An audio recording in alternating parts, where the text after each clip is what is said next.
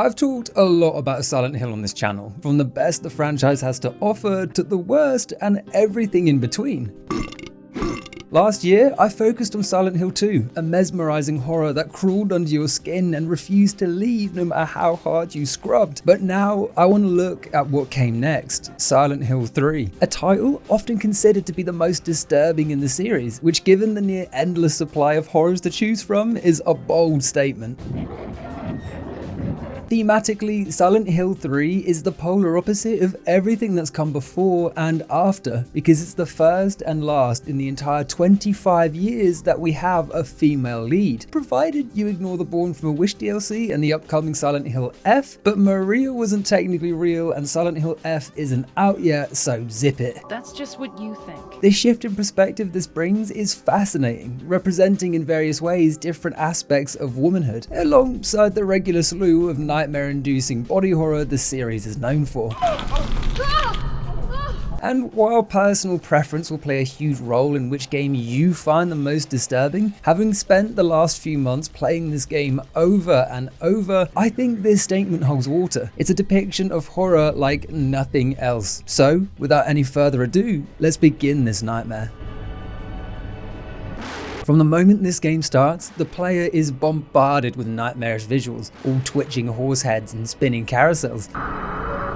After which we view the protagonist, Heather, as she enters the lakeside amusement park. No idea where she is or how she got there. Where am I? It's all in total contrast to James arriving on the outskirts of Silent Hill and carefully making his way down. A confused beginning designed to place us right in the heart of the action without a moment's notice, pocket knife already clutched in hand. Taking control and looking around, every surface of this bizarre metallic structure is twisted in that famous way only Silent Hill can manage. The park's mascot, Robbie the Rabbit, they're scattered all over with blank stares and blood smeared all over their mouths. Something made all the more disturbing when Heather realizes that there might be bodies rotting within. Behind these mascots, there are several cages filled with gored masses vaguely resembling humans, all of which are covered in roaming lesions. And if all that wasn't disturbing enough, even the rusted floor we're walking on is suspended over little more than hopes and dreams. Entire chunks missing, revealing an empty expanse, just like the darkness we find surrounding the park itself, all of which add to our sense of total isolation. But the moment we step into the next area, our peace is instantly shattered. A dog charges right at us and the music instantly changes to this crunching metallic noise, running around a giant hole only for our path to be blocked by an enormous fleshy beast, running with no idea where we're heading as the monsters and sounds layer and overlap. A frantic and overwhelming escape that brings us to a roller coaster track where the noises suddenly stop. There are no monsters here and no way back onto the platform. The only way is forward, down this crumbling track into the darkness. Walking along, we have no idea what to expect, but we do hear all manners of nightmares lurking in the dark. And a few moments later, a car speeds towards us. With nowhere to run and no time to think, all we can do is watch as Heather screams out.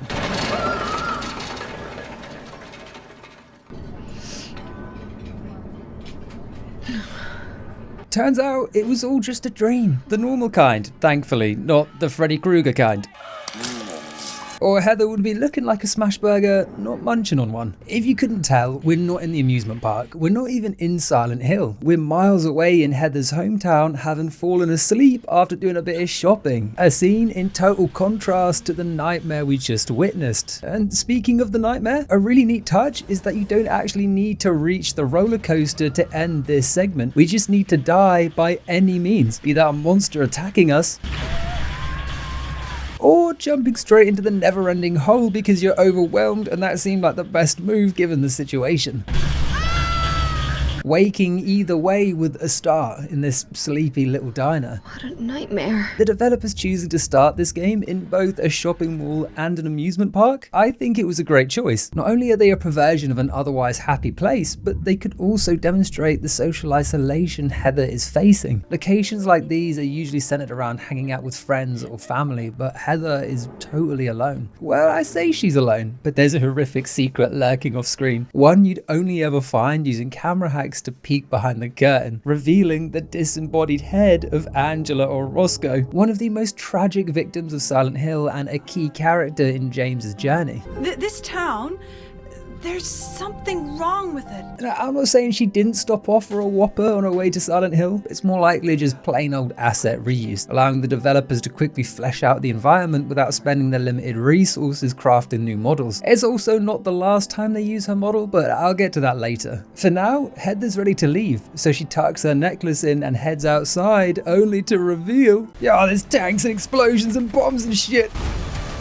Today's video is sponsored by War Thunder, the premier free-to-play vehicle combat simulator available for console, PC, and mobile devices. Boasting over 2,500 tanks, planes, helicopters, and ships from 10 major nations and spanning decades of innovation from biplanes all the way to modern jets. And with a community of over 70 million players, there's no shortage of PvP madness to tear into, all of which is amplified by the impressive X-ray technology, giving you an up-close and personal look at all that vehicular damage in unparalleled detail. Personally, I love that the game offers such a wide range of highly detailed vehicles to customize and fight with. Use my link in the pinned comment and video description to sign up for free and gain access to limited time bonuses. Alongside instant access to several premium vehicles, you'll also get an exclusive vehicle decoration, 100,000 silver lions, and 7 days of premium account. And not only will new players have access to these bonuses, but even existing players who haven't played in the past 6 months. It's an offer too good to miss, so please check them out and I'll see you on the battlefield. Back with Heather, she's just leaving Happy Burger, but it's clear someone's watching. Oblivious to the fact, Heather stops off at a payphone and lets her dad know she's running late. Okay, I will. I love you too, Dad. After wrapping up the call, much to her annoyance, the mysterious watcher reveals himself. Heather, I need to speak with you. My name is Douglas Cartland. It's about your birth. He claims he knows about our birth, a rather ominous message, one should think. What happened to our mother's birthing canal all those years ago ain't none of this man's business, but despite our lack of interest, he keeps pushing the point, following us all the way to the toilets. Do I have to scream? Sorry. I'll wait here.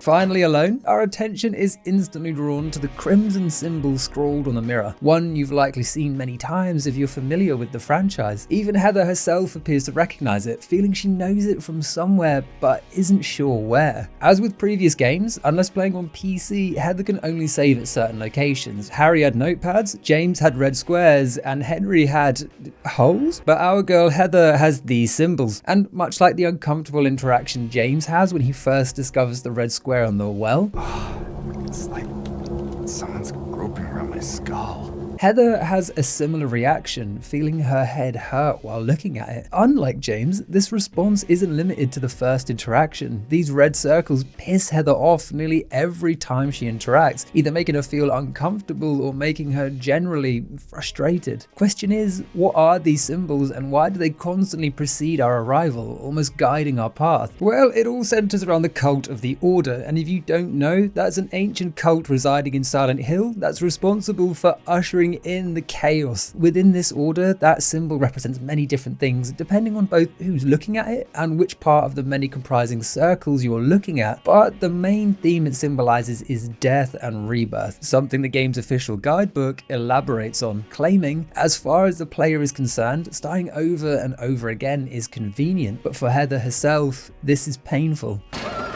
Which completely changes why she views this symbol with such disdain. It represents death and rebirth, and it's our save and load point, implying that canonically, every time Heather dies, we're not simply reloading our game, we're using this demonic god's power to wind back the clock and rebirth the protagonist, a process that leaves Heather with vague echoes of her past life and death, however excruciating that may have been. What a nightmare. Back in the shitter, we don't have much on our person, just some house keys, keys and our necklace, containing a small red gem, something our father advises to keep safe. There's also a reference to a very popular scare from the previous game here. During the prison segment of Silent Hill 2, if James interacts with a toilet by knocking on the door, you'll be treated to a little scare.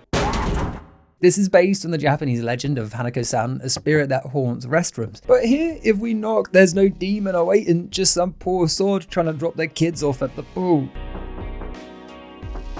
As a man with public pooping anxiety, this is where the real horror begins. Jumping out the window, we run through an alley and enter the mall staff area, which instantly causes the melancholy music to stop. These private halls are totally empty. There's no one around, despite it being a large mall in the middle of the day. And upon returning to public space, it's clear something is wrong. Furniture is knocked over and the tiles are rusted, cracked, or missing. The only noise being muffled voices coming from inside a nearby closed door with its shutter half pulled. So we step inside, finding our first handgun and a damn good reason to use it.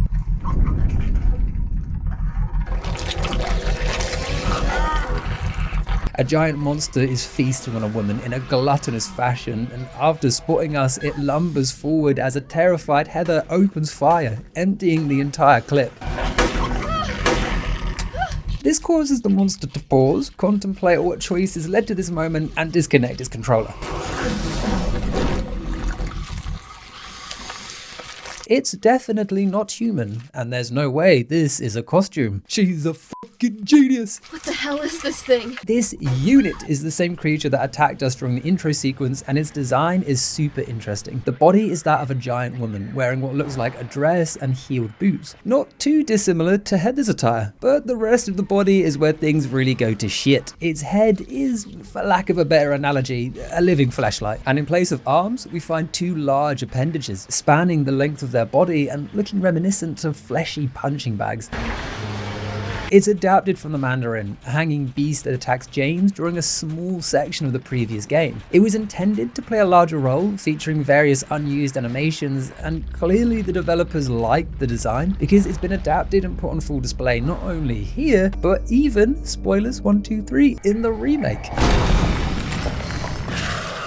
The creature's name, Closer, it has vague implications, possibly implying that something is closing in on Heather, trapping her either literally or metaphorically. Even the creature's physical design plays into this, with its large arms often blocking the tight hallways they occupy. There's even a theory online that this creature represents the shoppers of the mall and that the big bulky arms represent their shopping bags. It's not quite so spooky, but still an interesting theory to mull over. The last point of intrigue is the strange Japanese message etched onto its head. This message is a Nichiren Buddhist chant, meaning devotion to the mystic lore of the Lotus Sutra. The Lotus Sutra is a revered scripture within Buddhist tradition, and according to Google, one of the core tenets of the sutra is the concept of the eternal Buddha, a figure deeply rooted around the manifestation of a promised perfect being. Not that it done this fella any good, because he was put down in little more than a cutscene. Also, remember when I said the burger place wouldn't be the only time we saw Angela's model? Well, the corpse the Closer was feeding on, that is also a reused model of Angela, although here with all the blood you'd have a hard time realizing it without looking at the source model. Inspecting said body, Heather questions whether or not she should call the police, deciding it's a bad idea because who would believe her if she claimed a monster had done the killing? Heather, the monster's literally behind you. They'd have a harder time believing you spawned this creature out of dark matter as an alibi for murder. Heather, leaving through the back and heading through the staff area, a particularly nasty track begins to play as wet footsteps track towards us.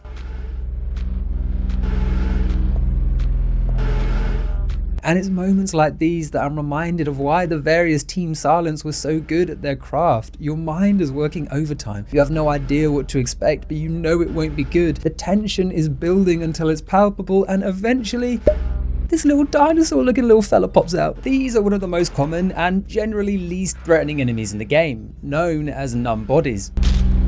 It's a small, stumbling beast with a tubular face and pale skin, cracked and tore all over, making their external skin appear almost vein-like. A pained existence made all the worse by their only means of attack being throwing their body at us. That's all they got, the poor fuckers, using their dead little flaky skin to rub up on us. As the story progresses, larger, tougher versions appear, behaving identical to their smaller counterparts, just with a higher damage output and significantly more health. Although if you have room to run, which you almost always do, then no real threat. Heather can easily outmaneuver any of them. If anything, it's kind of cruel to attack these miserable sods. Given the childlike waddle and vulnerable grotesque form, Numb Bodies are directly tied to themes of childbirth and motherhood, almost portraying a failed attempt at life, a child in constant agony. Something that's even demonstrated by the lamb-like sound they make when knocked down. In religious context, a lamb, or the Lamb of God, represents purity. Its sacrifice was a symbol of repentance and submission to God's will. Then there's the hole at the center of its face, one that continues to grow in size as the story progresses, almost like a womb growing or the birthing canal dilating. For a lot of women, childbirth is an incredibly rewarding, but also terrifying and life-changing decision. And for a franchise so adept at tapping into primal fears, this creature is just the tip of the iceberg. Entering the upper level, our path is blocked by not one, but two closer, which is where their size really becomes apparent. Side by side, there's almost no way past, forcing us to back up as they squelch closer. Thankfully, there are a few shops we can peruse while waiting for the unhappy shoppers to clear out. Most important of which is Helen's Bakery, featuring bread. It is bread. I am a real human, I swear. I also love that there's 2 items to grab in the area, so she'll constantly tilt her head away from the bread. It's like she has some extreme phobia and can't bring herself to make eye contact. Jokes aside, something I realised while gathering this footage is how much I miss being able to interact with damn near everything in the environment and getting all kinds of bizarre, unique insights. Not only does it offer more depth, giving the impression that the protagonist is aware of all the crazy shit they're seeing, but it also helps define the unique personality of each protagonist, whether that's James's general confusion, Heather's sassiness, or Henry's holes. These interactions have been replaced in most modern games with a remark or two as you explore, and if done right, it's still effective. I just feel it lacks the breadth and depth that these little quips can offer at a fraction of the cost. Anyway, the bread shop comes in clutch because here we find the most important legendary item in the entire game. The tongs, tong tong. And what are they used for? Well, the first Silent Hill puzzle. You see in a storage room out back, there's a key hidden under a pallet that we just cannot reach. And no, she will not push the boxes off and lift the pallet, or better yet, just use one of several tubes lying to her left to swipe it out. No, that sounds like work, and we're not about that life. Truly, this game embodies the lazy teenager motif to a T. Key in hand, we're able to unlock the bookshop, where we can browse the various books and magazines, like this little number called College, featuring a photo from a 2000s movie called Gossip, starring Norman fucking Reedus. She opens up her trench coat and pulls out this chicken. Which means he has canonically been in the Silent Hill universe since 2003. The world truly is a small place for Norman Reedus. The Japanese love this man. Kojima loves this man. Scan his pee-pee, Kojima. You're the only one with the power. This shop is also home to the game's first true puzzle, one that requires brain power, not tongs. The door out is locked and we need the combination for an electric keypad, with the only other point of interest being a stack of Shakespearean books that have fallen off the shelf with strange markings on their spine. As with previous entries, this game lets you select between 3 different combat and puzzle difficulties, with each level changing the complexity of the puzzles and how they're worded and presented to the player. Easy mode, it's suitable for the legally brain dead. Normal is fairly straightforward, and hard contains some of the hardest puzzles in the franchise that will almost certainly have you looking up the answers. Here, for example, on easy mode, you simply have to grab the books and place them on the shelf. Bingo bongo, you've got your code. On normal, you arrange the books not in order, but rather based on the scratches on their spine, placing them correctly to reveal the door code. Lovely, it makes sense, a nice gradual incline of difficulty. So how about hard mode? Well, in that instance, we're greeted to this fucking diary entry of a memo, and it's our job, without any other clues, to match the stories with the Shakespearean title it relates to, those being Hamlet, Romeo and Juliet, Macbeth, Othello, and King Lear. So you figure all that out, arrange them based on their order, but nothing happens, the code won't work, and that's because the puzzle isn't over yet. You have to read the memo and somehow work out from this super vague message that we have to multiply the first book number by 2, multiply the second number by 3, and remove the third number entirely. My brother, that jump in difficulty is astronomical. How are you even meant to know which book the verse refers to without reading or at least having a basic understanding of Shakespeare's work? And hey, listen, I know it's all pretty famous, but not everyone's into classic verse, especially not sweaty gamers. At best, they'll have seen Leonardo DiCaprio's Romeo and Juliet, and you'd be lucky if that. But the point remains, if these puzzles, and there are several examples like this, seem to require looking up a guide, why even bother at that rate? You might as well just play on normal and pat yourself on the back for figuring out the easier stuff. And for the sake of brevity, I won't be explicitly talking about individual puzzles in great depth from this point. I think puzzles are fun to work through, they're not that fun to explain. So unless their presence adds context to the story or themes, I'll be breezing past most of the more generic game pacing puzzles for your entertainment. Behind the bookshop, we encounter a stranger waiting, one who's likely bored to death from having waited several days while we research Shakespearean script. Poison! This woman is pale-skinned and blonde, wearing a drab black gown, and not only are her shoes gone, their eyebrows been missing too. They've come to witness the beginning. This is Claudia Wolf. And she has a rather cryptic message for a very confused Heather. The rebirth of paradise, despoiled by mankind. Don't you know? Your power is needed. Her first interesting phrase is about the rebirth of mankind, which, as we know, is a core tenet of the cult of the Order, but she also mentions that we have some kind of hidden power, and it's our responsibility to uncover our forgotten past. Remember me, and your true self as well. The one who will lead us to paradise with blood-stained hands.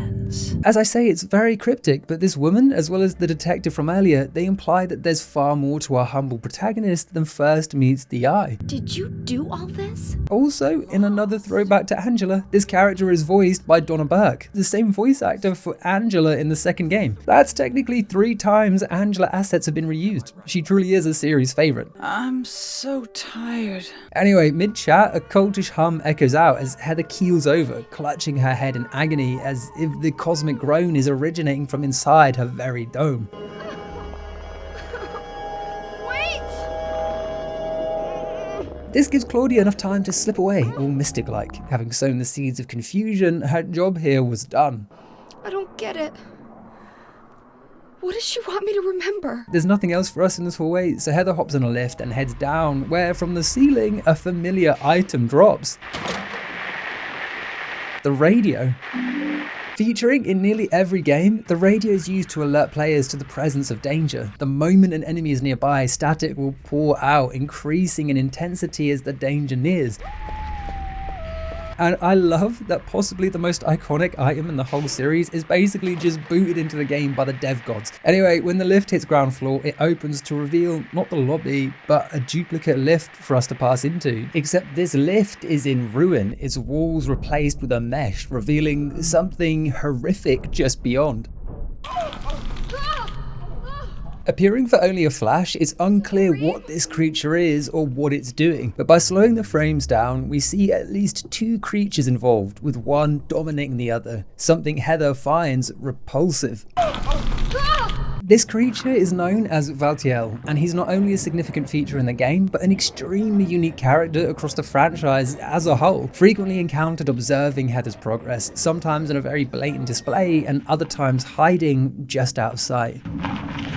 He's dressed in little more than a dirtied robe, his face covered in something between a cloth and festering flesh, and disturbingly, there's a rogue mouth protruding from the back of his head, something you never see without extracting the model. The name, Valtiel, it's derived from the French word valet, meaning attendant, which plays into the role he embodies, the sinister French fuck. This passive but ever watchful presence, it contrasts sharply with the other overtly aggressive monsters. He doesn't care what we do as long as we're on course, which often makes his appearances all the more disturbing. In fact, there's only one circumstance where the two would ever interact, and this can happen totally by chance. If you die, there's a small percentage chance that this unique cutscene will play.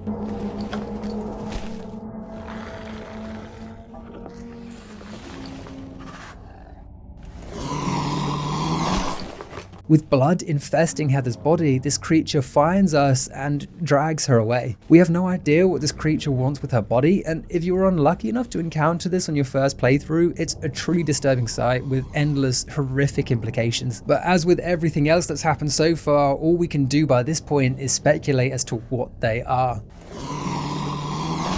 Also, going back to the radio for a second, it is interesting that this appears from thin air just before this character appears. And we know from his name that he's an attendant, so maybe he dropped the radio trying for whatever reason to guide Heather forward.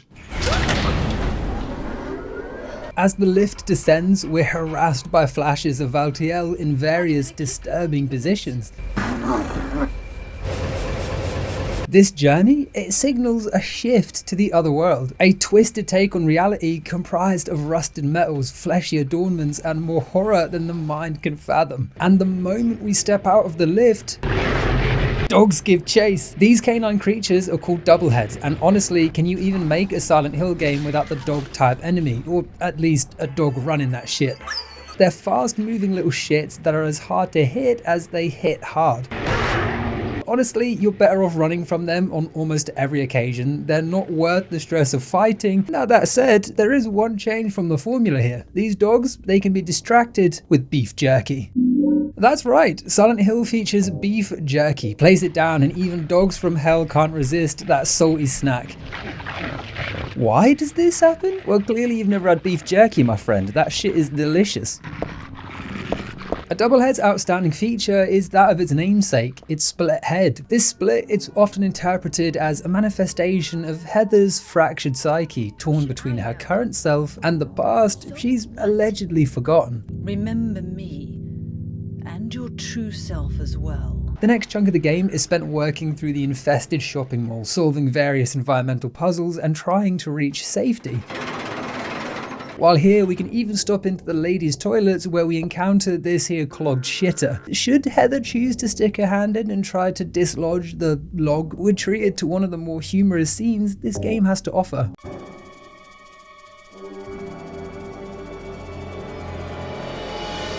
Oh, forget it. This is way too gross. Who would even think of doing something so disgusting? Our girl is throwing direct shade at James, who, without a second's thought, was happy to go elbow deep in some silent dookie. This game has some brilliant jokes and Easter eggs, with Heather being more aware than any other protagonist as to just how bizarre her situation is. It's part of her charm. She is, in a very teenage way, brimming with sass. Disgusting. And a great touch here is that this scene only played if there was a Silent Hill 2 save file present on the PS2's memory card. That way only people who should understand the joke would receive it without breaking the immersion for any newcomers that happened across the game. The references don't end there either, because the stall at the back is locked, and just like earlier, you can knock. You can keep knocking and this stranger will knock back every time, with their interaction never expanding past this toilet Morse code, forcing us to walk away where the door opens. Thankfully, there's no nerve-shattering scream, but when we walk over and look inside, the stall's empty, soaked in blood.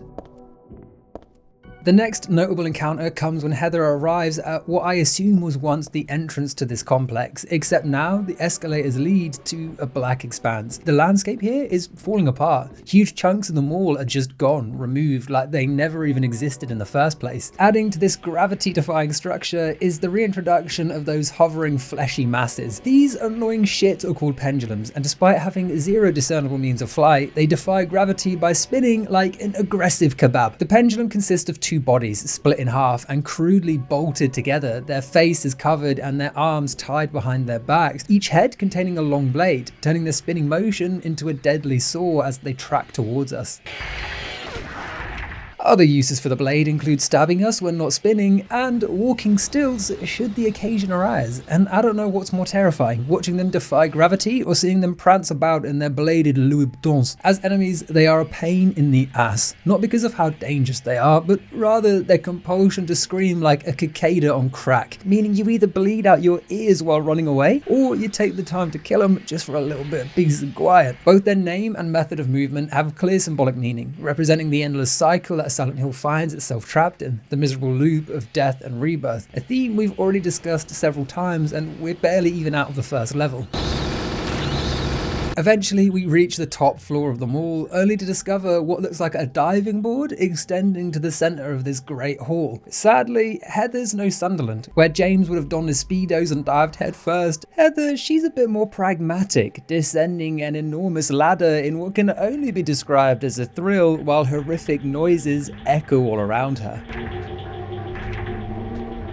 Climbing from the highest level all the way to the basement where, much like any shopping centre, a slimy beast is lurking in the dark.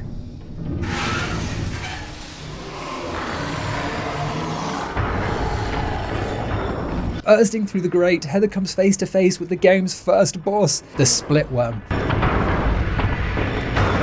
This guy is extremely similar to the Split Head from Silent Hill 1, with both appearing as the protagonist's first boss encounter. But where this Split Head creature was a twisted take on a lizard, the Split Worm is a twisted take on a, you guessed it, massive cocky.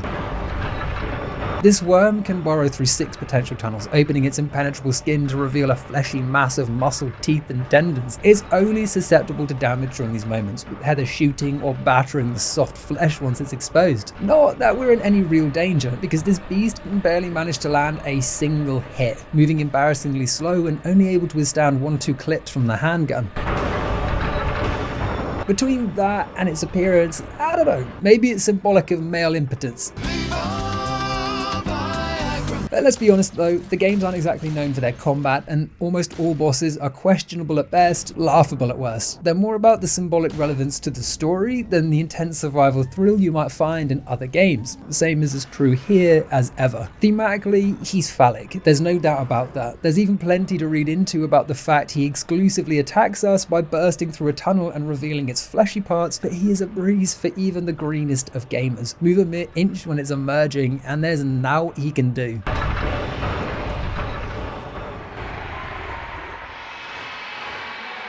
Immediately after his death, Heather's returned to the regular mall. What? It's the shopping mall just like before. No more corruption, no more missing structures, just your everyday shopping centre, closed for the night. Our sauntering is soon interrupted though when we encounter the detective from earlier, Douglas, sat in the lobby having waited for us. It's you. What just happened? And although it's ambiguous as to exactly what he's seen, it's clear that this transformation wasn't just in our head. He too witnessed some horrors, and despite being remarkably composed, he's just as confused as we are. Why don't you start by telling me what happened here? And that monster, what the hell was that? What we do discover is that he's familiar with the crazy cultist from earlier, Claudia. She was responsible for hiring him to find us in the first place. You're in on this with that Claudia, aren't you?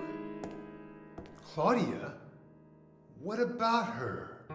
She asked me to find you, that's all. So you are one of them.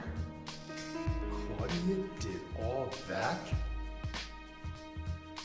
Look, I was just hired to find you. The two bicker back and forth to little avail over why exactly this cult is interested in us. Maybe you're just an innocent bystander, but I can't feel sorry for you because you dragged me into this. What's so special about you anyway? If I knew that, I wouldn't be so confused, would I? After which, Heather decides she needs to go home. Where are you going? I'm taking the subway home. The wheel is in motion, long lost memories are unearthing, and she needs to speak to her father, so she descends into the subway station connected to the mall. This saying should be instantly familiar to any long-term fans of the games. I mean, who could forget the joy that was the unkillable ghost in the 4th entry? But this station in particular, it's heavily inspired by the start of Jacob's Ladder. Now, I know I've spoke about this movie in my previous videos, but you kind of have to when breaking down anything Silent Hill related, given how big an inspiration the movie was. And once again, I have to be very careful here because they will slap anyone with a copyright claim for using the smallest snippet of footage without first sleeping with a Hollywood executive somewhere. But at the start of said movie, we find the protagonist, Jacob, mysteriously trapped in his local subway station. station, one that is nearly identical to the subway Heather finds herself now. And I get that all stations look pretty similar, but there are a few notable similarities. For starters, there's this heavy blue gate chained shut blocking our way, the exact same Jacob encounters blocking his exit. Bergen Street, the name of the subway platform that's supposed to lead Heather home, that's the same location Jacob is trying to reach. Excuse me, you know if we've passed Bergen Street yet? Finally, and this might be a bit of a stretch, there's a corpse hidden under some rubbish in the station's lower sections with only their legs poking out, dressed in what looks like a postman's outfit, the very same Jacob wears for his job. It's one of those days. But in either case, the discovery of this body does not faze Heather, who claims that the nightmare she had at the start of this game must have numbed her senses. Yes, Heather, I'm sure that's what's numbed you. The dream you had, not having spent the past several hours traversing a demon-filled shopping centre. Entering the subway, it feels somewhat like a liminal space, rows of tiled pillars and fluorescent lighting stretching as far as the game could render. The only interesting item in this lobby is a news article that's very easy to miss due to its inconspicuous placement and the size of this room, but it's likely a conscious decision because reading this article, it kickstarts a creepy Easter egg. Fatal accident at Hazel Street at about 11 PM on the 4th. A man waiting on the platform at the Hazel Street station fell onto the tracks and was decapitated by the arriving St. Renata College bound train. The victim died instantly. While police have not yet determined whether the death was an accident or suicide, witnesses report that the victim did not look inebriated and seemed to jump off the platform deliberately. It just so happens that this platform's a short walk away, and following the signs we descend a staircase and find an occultist magazine on the floor, something Heather refers to as a bunch of crap, the content of which is an article on vengeful spirits. The souls of those who have died suddenly by or accident don't realize they're dead. Sometimes they stay put and haunt that particular place. These spirits have lost their human senses and memories and can only keep replaying the pain and sadness of the moment they died. A novelty little story, Heather remarks flippantly as she descends the stairs of this subterranean crypt, walking along Hazel Street, blissfully unaware of the evil spirit lurking behind her.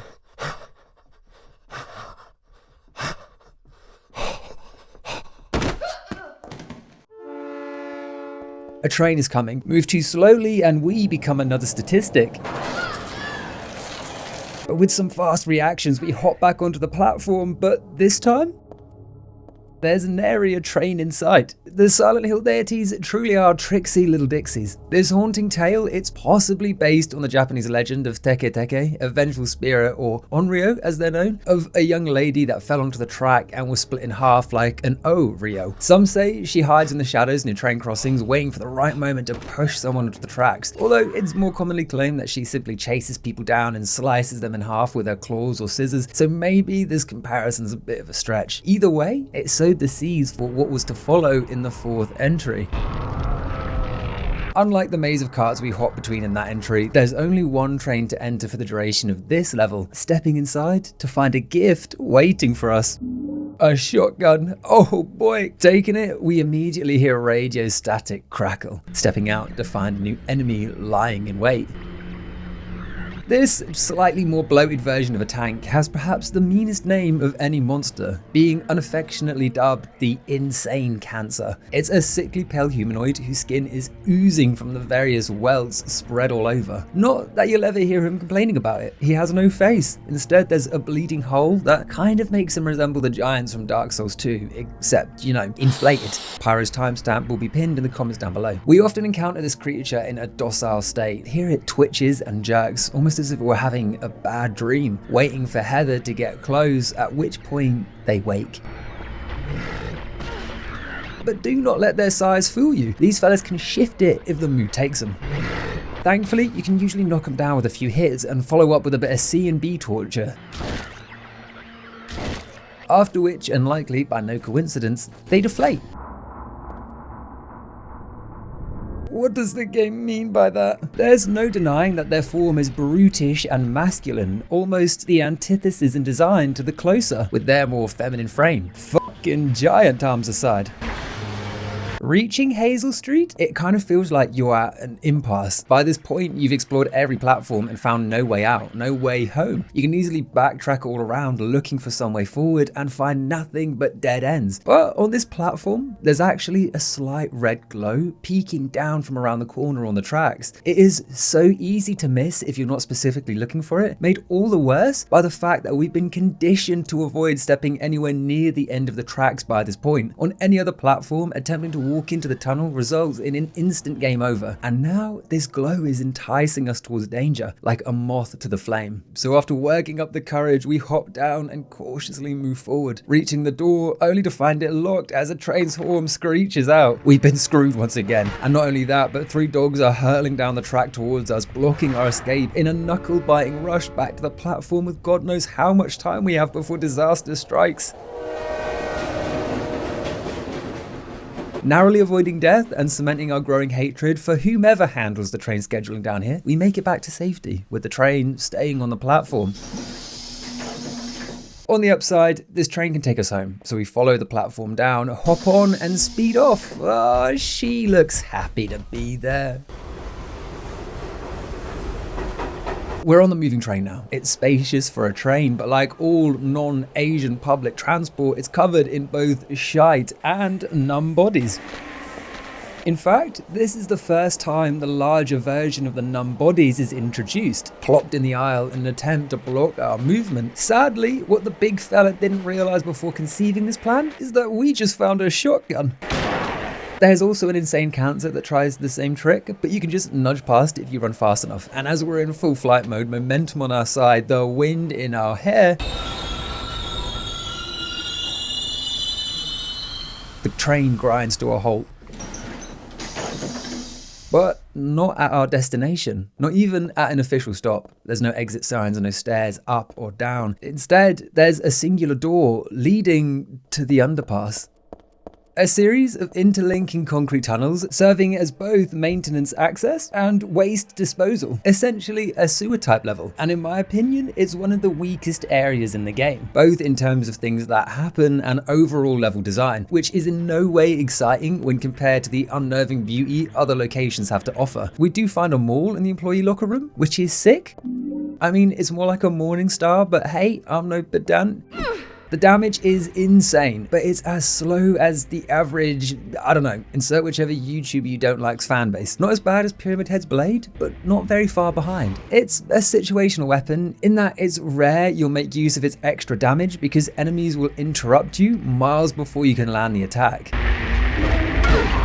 Reaching the lower sections, Heather stumbles across an office, or more aptly, an observation room, one with a heavy metal door and a sign on the floor saying "Keep out." And wouldn't you know it, this is our only way forward. Stepping inside, we find a walkway perched above a body of water covered in blood, and crossing it, we quickly find out what all those red flags were about.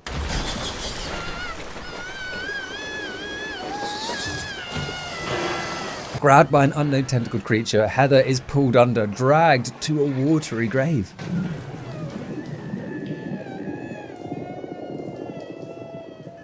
Between this aquatic beast, the heavy metal door, and this out-of-place observation room, it's very Resident Evil vibes, almost like this beast is some escaped bioweapon. Also, if you want to see something truly cursed, look at what happens when you force Heather to jump into the water, which naturally everyone done, right? I don't know if this is an existing glitch or an after effect of the PC's high-res patching, but it is haunting. Even the tentacled monster's too creeped out to grab her. He's just letting a static little model float down. Anyway, in order to pass this bridge, we have to clear out the underwater threat, and our only means of doing so is giving him the old toaster and bathtub trick, or more accurately, a hairdryer, one we find disposed of in a nearby waste room. Plugging it into an outlet and dropping it into the murky water, sparks fly and the monster's appendage floats to the top, revealing itself to be A submersed love sausage? Honestly though, we have no idea what this creature is or looks like. All that's ever physically rendered in-game is the tentacles, leading some to compare it with the bloodsuckers from the first game. Monsters and insane foil animation aside, this area is also home to one of the most bizarre Easter eggs in the entire series. It can only be triggered on New Game Plus, and this time around, after killing the water monster, if we return to the water's edge, we're given the option to drop in our pipe. Not a great idea, some might say. By this point, it's our most effective melee weapon. You would be optionally choosing to nerf yourself. But if for some reason you decide to drop it, it will be returned moments later by the fucking sewer fairy. What was it that you dropped? In either hand, she has a gold and silver pipe, and she asks a simple question. Did we drop either of these luxurious pipes into the water? To which we can reply yes or no. Should you lie and claim the pipes as your own, she flies into a rage, calling us a liar and refusing to hand anything over. You are a liar! I have nothing to give to you! Meaning Heather's forced to play out the rest of the game sans pipe. But if we tell the truth and claim our dirty old pipe, the goddess calls Heather a bloke. And then hands over all three. They all behave exactly the same, but if Heather examines the silver pipe, she'll talk about it being useful against vampires and werewolves. So should we ever stop off at the Resident Evil village, we will be laughing.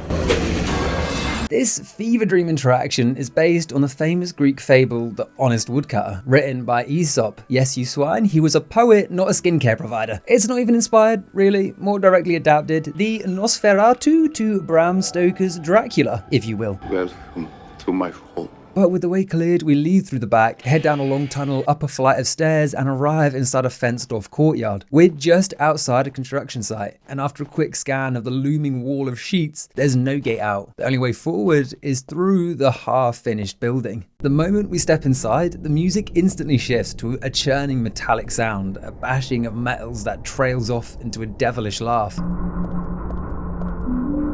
Made all the worse by what sounds like someone skulking about upstairs. I've completed the game somewhere in the double digits, and I swear I still hear a new screech, moan, or bang every time I play, and that's either to the game's good credit or the fact that I live next door to a brothel.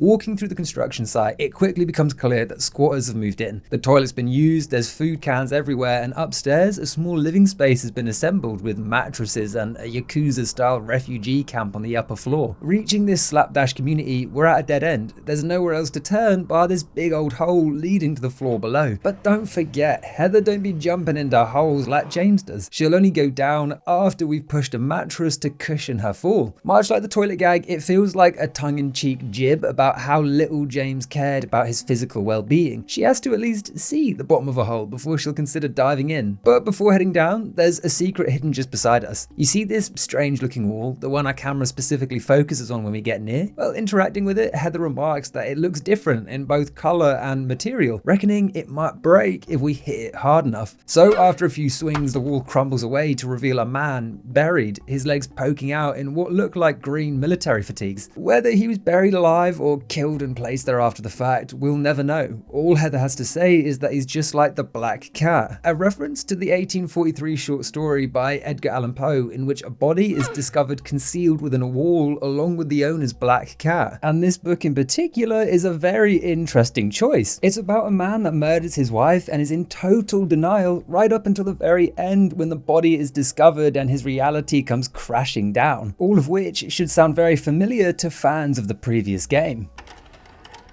It's also frequently claimed that this guy is a reference to Metal Gear Solid, another massive Konami IP, with Solid Snake frequently wearing similar clothing and also being known to frequent cardboard boxes.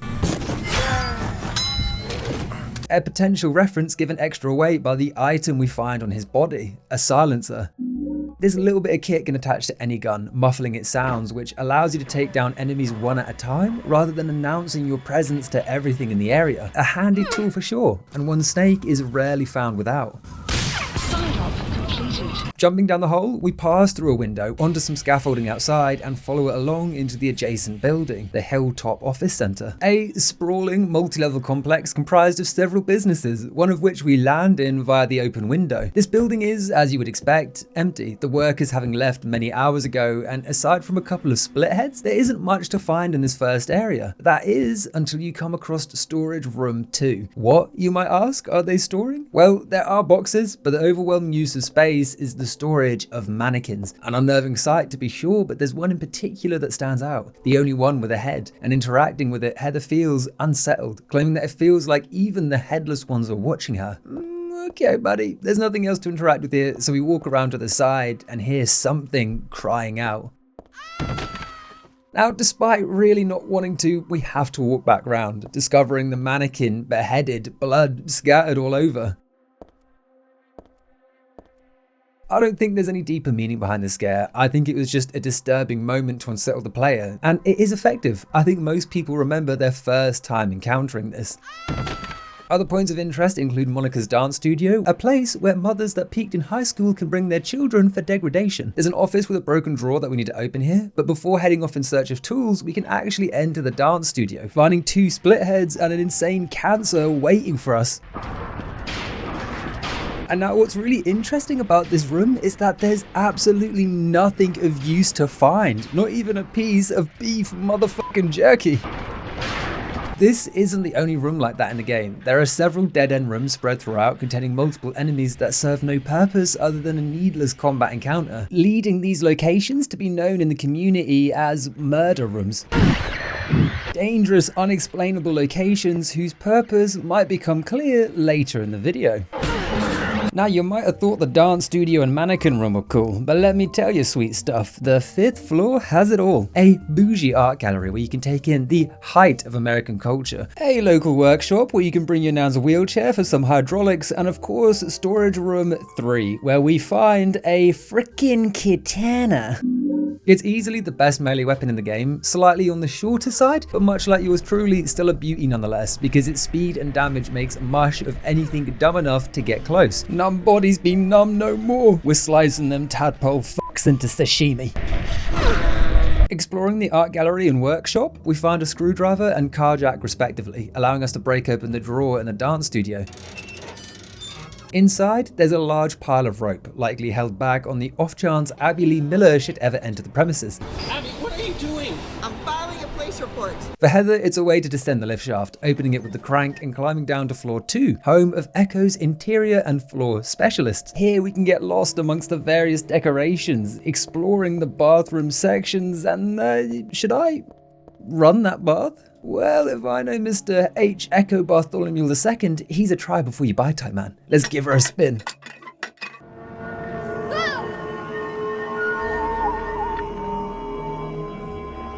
Turning on the bath for no real reason, we trigger a transition to the other world as blood pours out, spreading across every surface in a vein-like structure as Heather clutches her head, falling to her knees in pain before the screen goes black. Now, something really interesting happens. We hear a vague description of this otherworld transition and what it means. It's being invaded by the otherworld, by a world of someone's nightmarish delusions come to life. But it's not from Heather, it's from the protagonist of the first game, Harry, and it's yet another confusing moment for the player. Every character's story thus far has been totally isolated from one another. None of the protagonists had ever communicated up to this point, so you're left wondering what exactly is the connection between these 2 games. Or maybe not, I don't know, don't let me put words in your mouth. No, not again. This second visit to the otherworld is where things start getting really twisted. We're only a few steps in when we stumble across this abomination hanging beyond a railing, a pulsating body covered with pictures of ears and a smiling mouth, the smile itself a horrific contrast to the body it's pinned to. And just beside this, we find a monster clinging to the ceiling while holding a doll over a precipice, looking eerily similar to Valtiel, almost as if Valtiel is somehow trying to protect the child. What really adds to with both these disturbing visuals is that Heather has nothing to say about them. They're among the few set pieces you cannot get Heather's insight on, which is super interesting because they're also some of the most outstanding and disturbing. And yet, their interpretation is left totally to our imagination, having to guess what this imagery means and how Heather feels about it. And leaving this area, we encounter a new enemy type, the Slurper. And oh my god, I hate these guys with a burning passion. They are possibly the most annoying enemy in the entire franchise, and I say that with relative confidence. Almost every fight devolves into them speeding towards us and pulling Heather to the ground over and over again. Made all the worse by Heather waiting a solid minute to compose herself and stand back up. It is such a frustrating experience, although they do appear to be partially blind, so if you're having a hard time, walking slowly and equipping the silencer is a good way to ensure you're only dealing with one or two at a time, rather than calling over the whole gang and getting pulled left, right and centre. Their name, Slurper, it's based on the long tongues they use to slurp up blood from the carcasses they find littering the Otherworld. In that sense, they're very similar to the sniffer dogs in Silent Hill 4, just more clapped.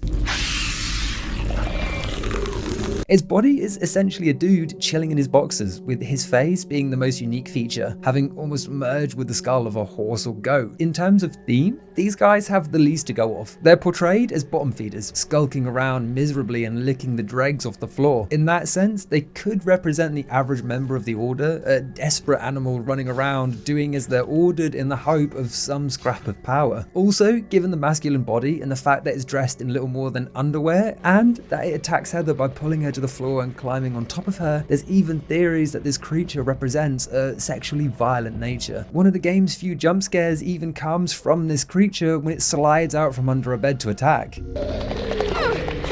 A very interesting choice of location given that context. Bizarrely, this isn't the first time we've encountered a Slurper. One can be seen much earlier in the underpass, hiding beneath the bridge in the water. It produces no static, never moves, and once we've retrieved the hairdryer, it's gone. There's no clear reason for this first appearance, especially given it doesn't appear until much later. I suppose it was just there to unnerve the player, which it does. If you manage to spot it, you spend the next few moments anxiously awaiting an ambush that never comes. But Slurpers aside, all the doors on this level are locked, bar one marked with an inviting splash of blood. And inside, we find a note written on the back of a picture. Find the Holy One, kill her. And the picture in question is one of Heather. Based on the question mark, it's possible the cult themselves aren't sure what they want, implying that there's division among the ranks as to whether their holy plans are a safe bet, or whether it might spell bad things for life as they know it. Speaking of, in the connecting room, we find someone new. The name's Vincent. Don't forget it, okay? This is Vincent. Don't forget it, okay? You dirty cunt. And he's a trustworthy guy. Look, he's well dressed, he reads, he wears glasses. Those are all green flags. He's even willing to help us, passing on some very interesting information about Claudia, who he's clearly closely acquainted with. You mean Claudia? Please don't lump me together with her. She was totally brainwashed by that crazy old hag. I guess crazy old hag is a bit harsh.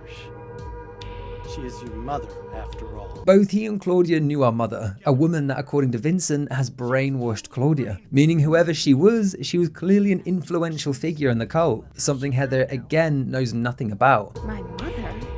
What do you mean? But this is where the biggest bombshell is dropped, the missing piece that ties this all together. So Harry didn't tell you anything. I guess he hid the truth to keep you on his side, eh? That figures. He's a pretty sneaky guy. Don't talk about my dad like that! And there it is. Harry, the protagonist of the first game, is Heather's father, who in order to keep his daughter safe has concealed the nightmare they experienced many years ago. I apologize. Please, calm down. How do you know my father anyway? After insulting our father, Vincent claims that he knows exactly what's going on, but refuses to elaborate, instead reveling in our confusion. If you know everything, then tell me how I can put an end to this.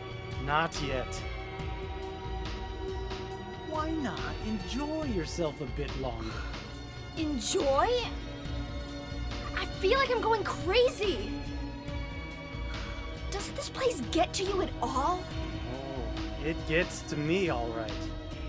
I find it most fascinating. Creeped out and pissed off, we leave the room with some answers but still plenty of questions. We know Harry's our dad and our mother was involved in the cult, although to what capacity we don't know yet. The only thing we do know is that we need to get home, now more than ever. But as you might have expected, our exit won't be easy. Taking a lift down to the lobby, we arrive to static and hissing.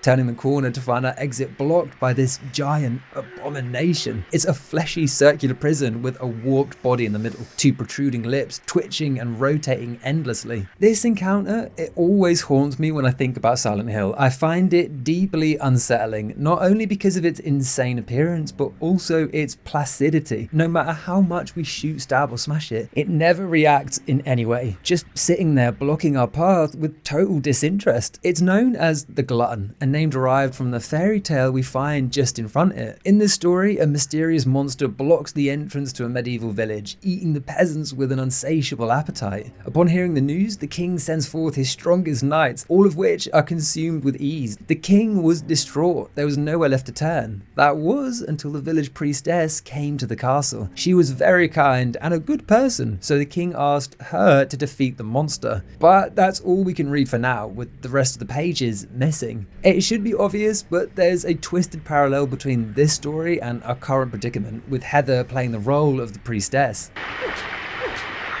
In order to clear the way home, we have to find this tale's conclusion, a search that takes us all over the Hilltop Centre and its increasingly corrupted vistas, including this curious looking glass screen, behind which we see a wheelchair framed by a beam of light. A strikingly similar visual to the poster for Session 9, with this movie often being assumed to be a source of inspiration for this game and that scene in particular. However, in a 2020 tweet, Masahiro Ito denied that claim. In fact, he reckons he never even watched the movie. According to him, all the wheelchairs are just references to the first game and its ending, although the design for these two scenes is strikingly similar, so I can see where the confusion would come from. And even if it's not a direct inspiration, Session 9 is still a brilliant thriller that shares a lot of themes with Silent Hill. It is set in an abandoned asylum, and it follows a group of asbestos removers who are hired to clean up this spooky ass premises. It's impossible to discuss too much about the movie without spoiling it, but as they go about their business and investigate the history of this institution, the group's sanity slowly falls apart and questions start to arise about who can be trusted as their numbers slowly fade away. Do it, Gordon.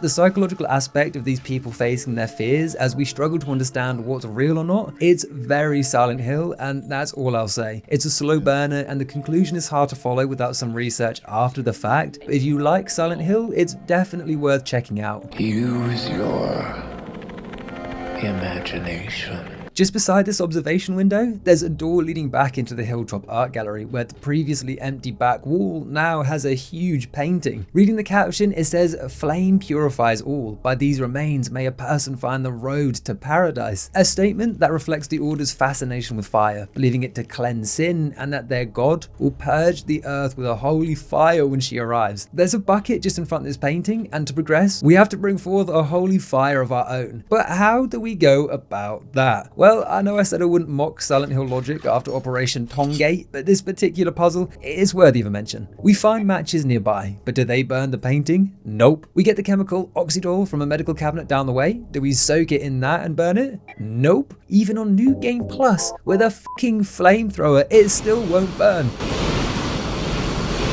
What we need to do is find pork liver in the kitchen, soak the meat with the chemical, then set the liver on fire. It's silly and it's convoluted, with this moment becoming somewhat of an in-joke when discussing unorthodox means of progression in the series. But to play devil's advocate, given the cult's history of ritualistic burnings, I think it makes sense in the larger scheme of things. We're not simply using the meat as tinder, it's a miniature sacrifice, flesh and fire, the sun god's favourite tribute.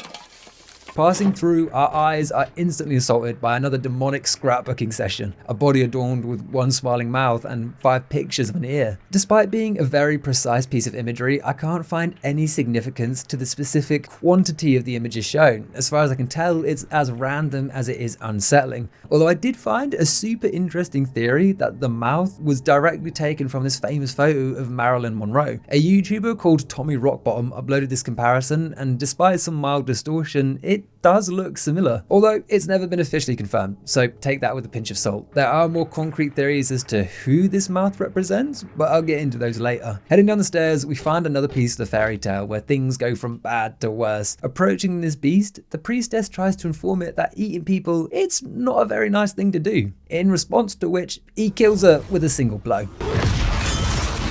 The rest of the story is missing, and there's a fair chunk of exploration after this to find it, including no small amount of slurpers to wade through.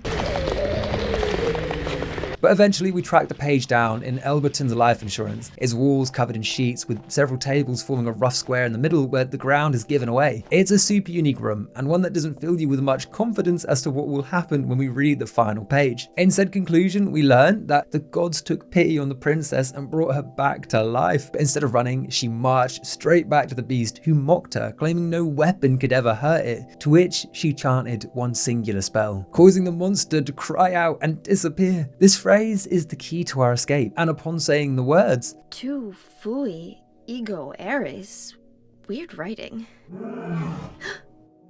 What was that? We hear a scream. Returning to the lobby, the glutton is gone. Not only that, but all the slurpers in the building are gone now too. A powerful spell seemingly able to purge all evil from the area. The sentence itself, it appears to be ancient Latin, translating roughly to "I was you, you will be me," and is believed to have been found etched upon a gravestone. A reminder to the reader that death is inevitable. Memento mori. Remember, you must die.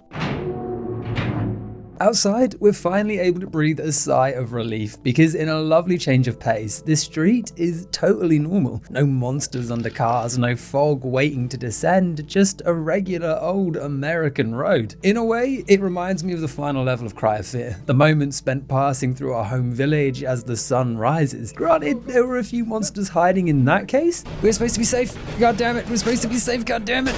But the vibe and effect is generally the same. You need a break in horror, otherwise you become desensitized. These down moments are both a way to let the player breathe and to disarm them, making the moments of horror twice as effective. And that's how I interpret this walk as a bloke. But from the female perspective, I think this also plays into that fear of being alone and walking home at night, no one around you, not knowing if you're safe or not, a vulnerability that a lot of women have to contend with. But following this road along, we quickly arrive at our home, the Daisy Villa Apartments, but our loving father isn't waiting to scorn our late arrival. Dad, I'm home. Listen, something really crazy's going on. I think we should... Dad? Dad? He's dead, slumped in a chair in the living room. The historic protagonist that players spent hours bonding with and guiding through hell is killed off screen before any chance at reunion. Falling to her knees, Heather's heart-stricken, resting her head on Harry's lap and sobbing.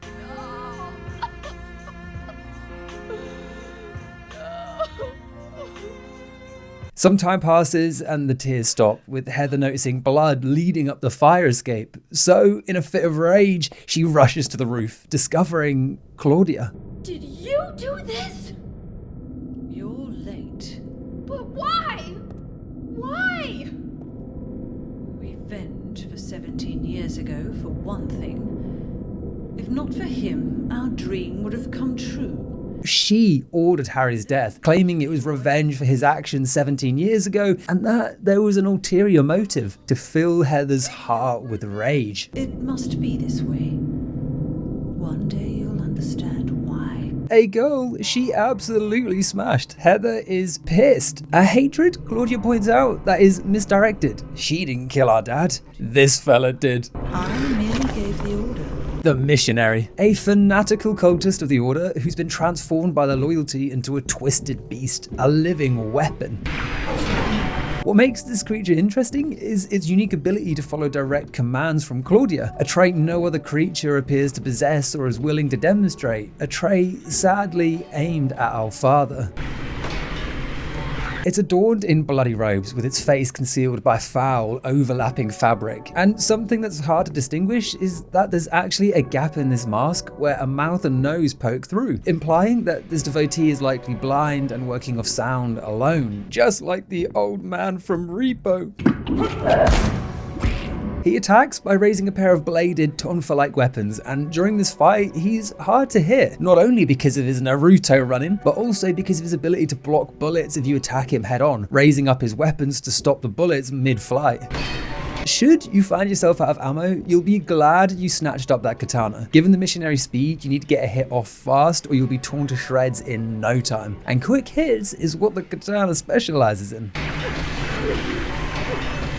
Either way, provided you keep an eye on where this guy's running, it's a straightforward fight, one we endured to avenge our father.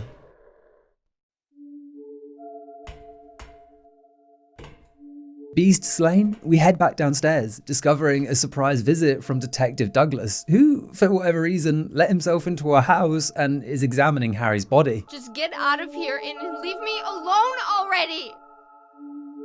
Calm down. Calm down?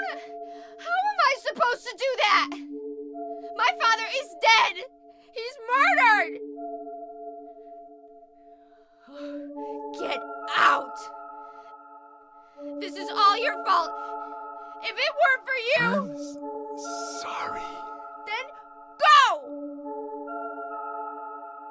If it'll make you feel better, I will.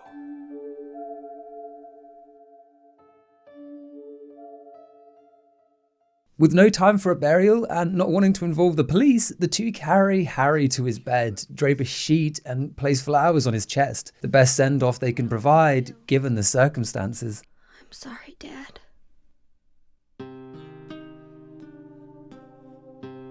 What do you do now? I'm going to Silent Hill. Despite her initial anger and the detective's general strange and persistent behaviour, he is the only person we can trust, someone that feels responsible for the misery he inadvertently brought upon us, offering to help Heather reach Silent Hill as some meek form of penance. When I find her, I'll kill her myself. Revenge doesn't solve anything. Maybe not, but that's what I'm going to do. I'll bring the car around back. Come by when you finish saying goodbye. You know, you might die too. That's fine. Nobody's gonna cry over my grave. Left alone, we can freely explore the flat, her once sanctuary turned melancholy tomb. Approaching our father's body, the camera shifts perspective, dropping beside his covered head, looking past the flowers at his daughter, staring down. It's a heartbreaking visual and a testament to the power of an effectively used fixed camera angle. Heather promises revenge, even pondering for a moment whether Harry would scorn her for thinking that way, but her mind is set. Sadness turning to anger as a coping mechanism. A great example of this comes when we examine the bloody chair in the living room. Dad, why did you have to die? You told me you were the strongest man in the world. Liar. It's tragic, not only from the perspective of a child losing their father, which most people can empathize with, but also for anyone who completed the first game. Seeing Harry fight literal demons to save his daughter, the endless struggles he fought against, he really was one of the strongest men in the world, but age catches up with us all. And eventually he was too weak to fight, caught off guard, waiting for his daughter to return home. Dying without ceremony, and worst of all, to this fucking turd. Prime Harry would have mashed this man up, put some respect on his name. Regardless, his death is vital to the plot for several reasons. Not only does it give Heather a plausible reason for returning to Silent Hill, revenge, but also it highlights how utterly alone we are. Heather has no one left. Her father isn't fighting to save her this time. Parents, and stereotypically the father, are often used in media to convey a sense of protection. They're big, they're strong, and they'll fight to keep their family safe. Finally. Harry's death, it's a harsh coming of age. Heather's thrust into adulthood with both her parents gone and only herself to rely on. Her white gilet soiled with Harry's blood, a constant reminder of her loss, her inability to save her father. Dad? Heading to our room, we grab some essentials for the journey, namely this stun gun. And to be honest, I never found myself using it, but it does a great job of demonstrating the paranoia Harry had for his daughter's safety. He knows that the world's a messed up place, so he always tried to ensure Heather could protect herself in some capacity, even being described as a worrywart father, which makes perfect sense given everything he's been through.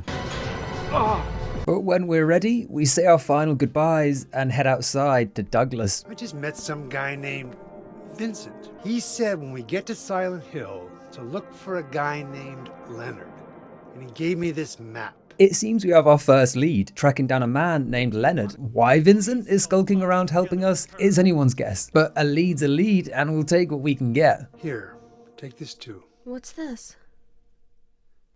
Your father was holding it.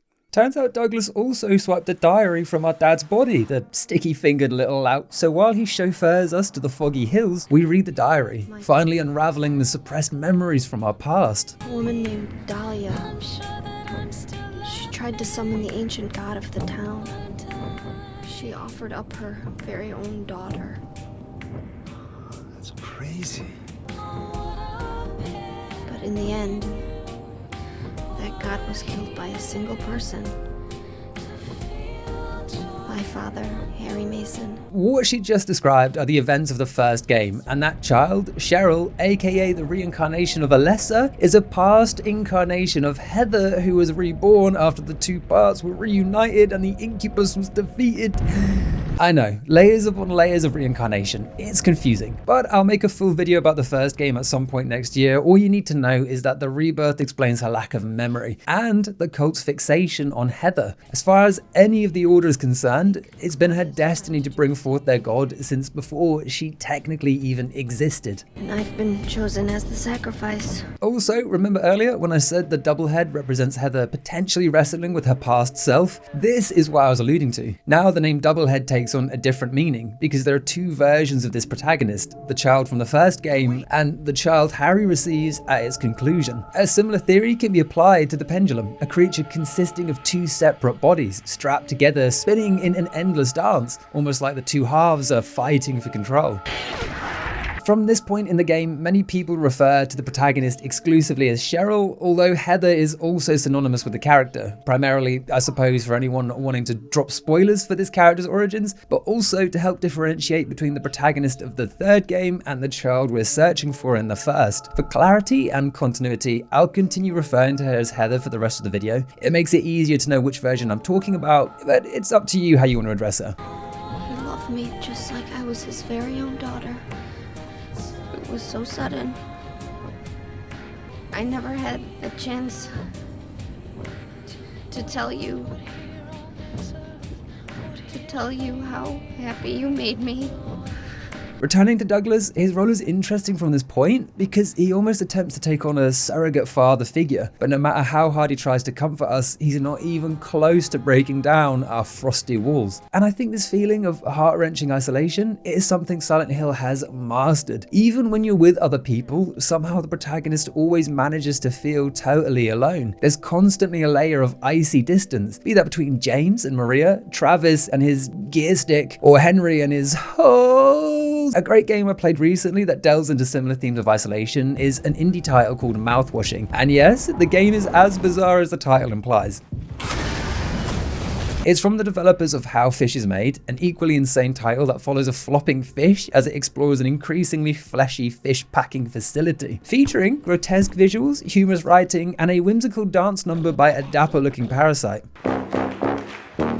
Mouthwashing is still as hilarious and surreal, but it focuses on 5 people stranded in space after their captain crashes the ship and burns himself into a human pepperami.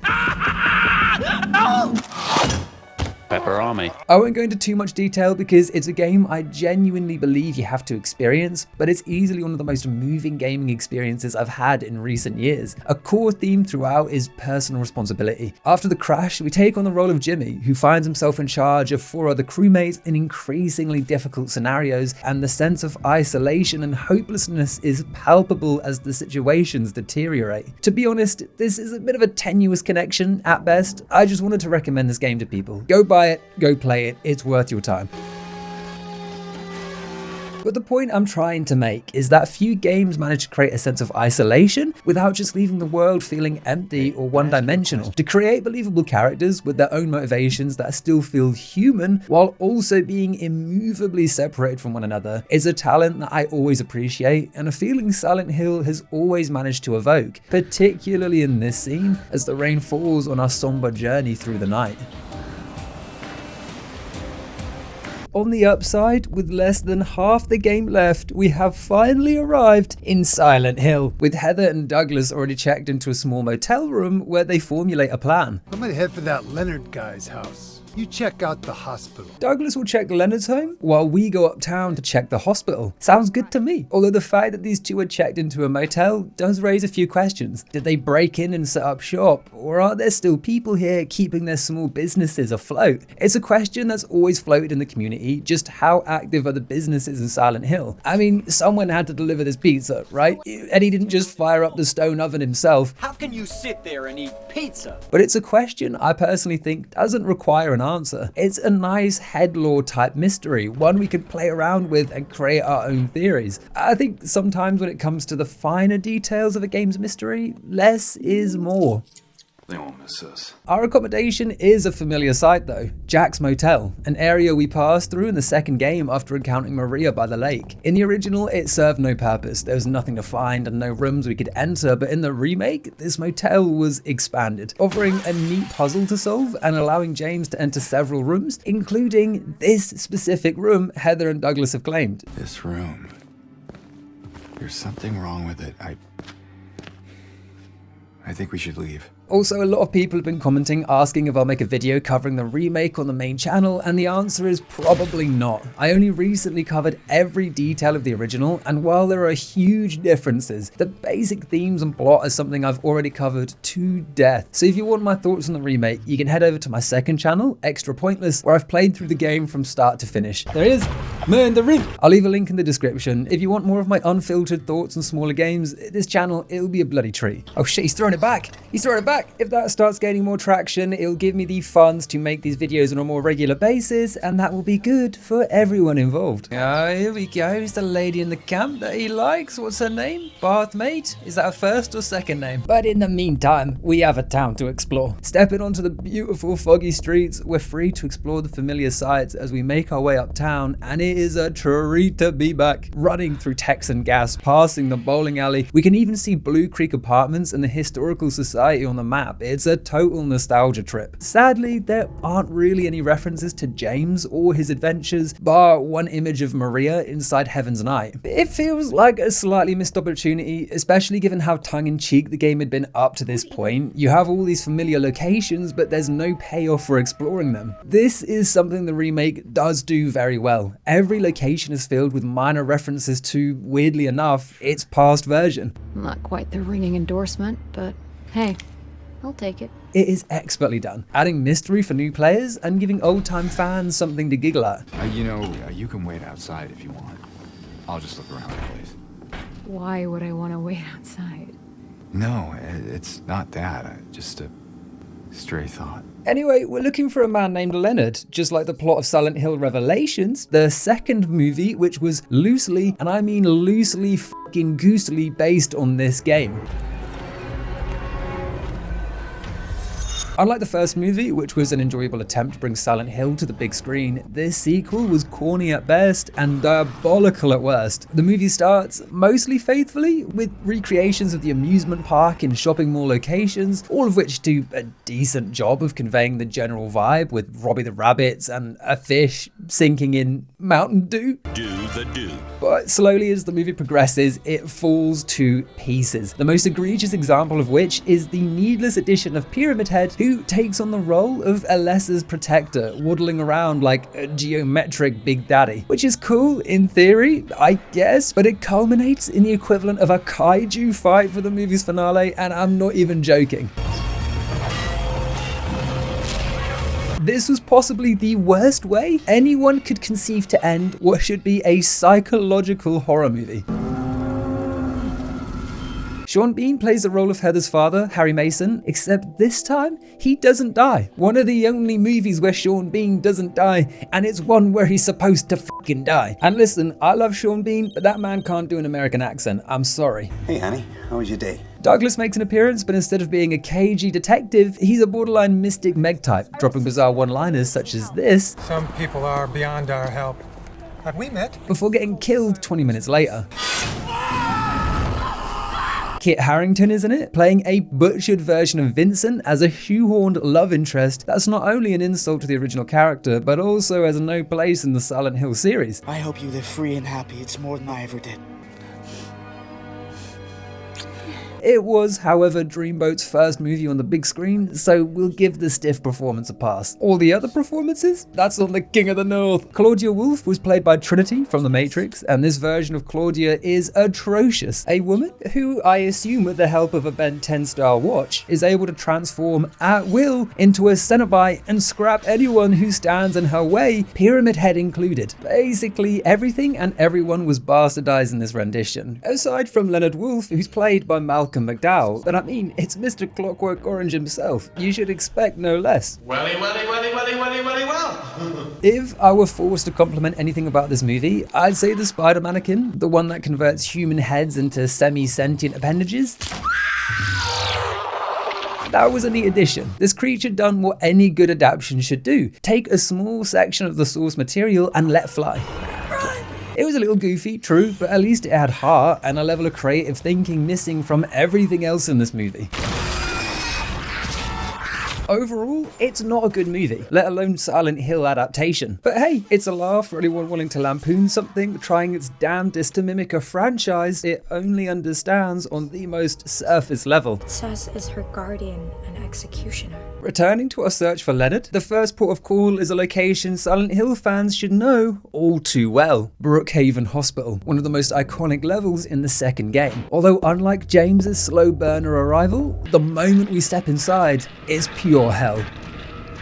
With panted breath and sloshing footsteps, two nurses rush our location. Mechanically, they're identical to the nurses from the second game, with a few visual differences. The most notable of which is the nurse having something more closely resembling a human woman's face in place of the liquid-filled sacks of her predecessor. Which makes sense, because as we learn by the second game's conclusion, asphyxiation plays a massive role in the story. Whereas here, Heather and Alessa have a more general fear of nurses due to Alessa's time spent suffering in medical care before her death. Their design also appears to be heavily tied to that of Lisa Garland, a key figure from the first game.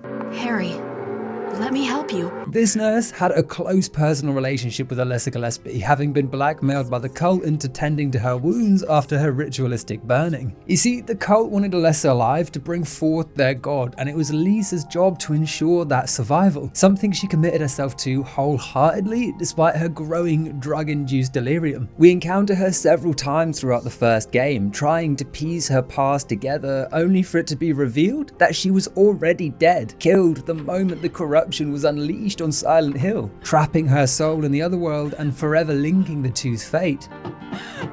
Lisa.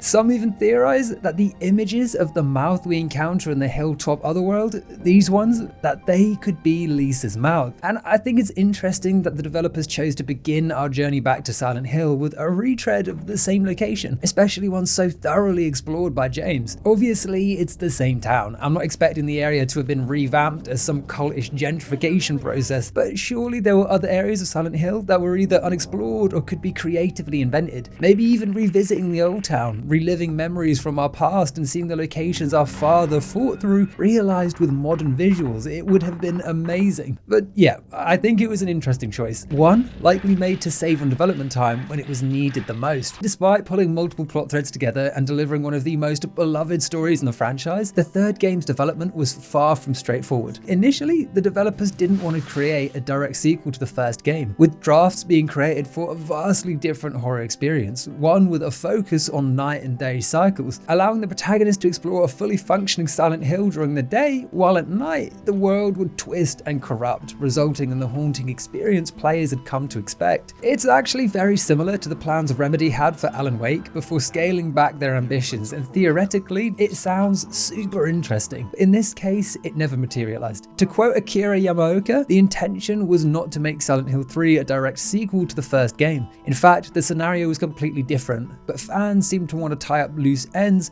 so we tried that, even though some of the staff didn't agree with the decision. Now, whether they changed their mind to appease the fans, or Konami forced them to ensure sales, we'll never know. But the butting of heads doesn't end there, because apparently Konami wasn't pleased with what were at the time the slow sales of Silent Hill 2, and for some moronic reason, they allegedly tried to push Team Silent into making the third game a commercial-style, arcade, rail shooter. The plan was, thankfully, rejected by the team, but according to Masahiro Ito, the arguing back and forth wasted considerable development time and budget. In spite of these setbacks, the developers still managed to deliver a work of pure art. The suits might provide the money, but they have absolutely no idea what gamers want.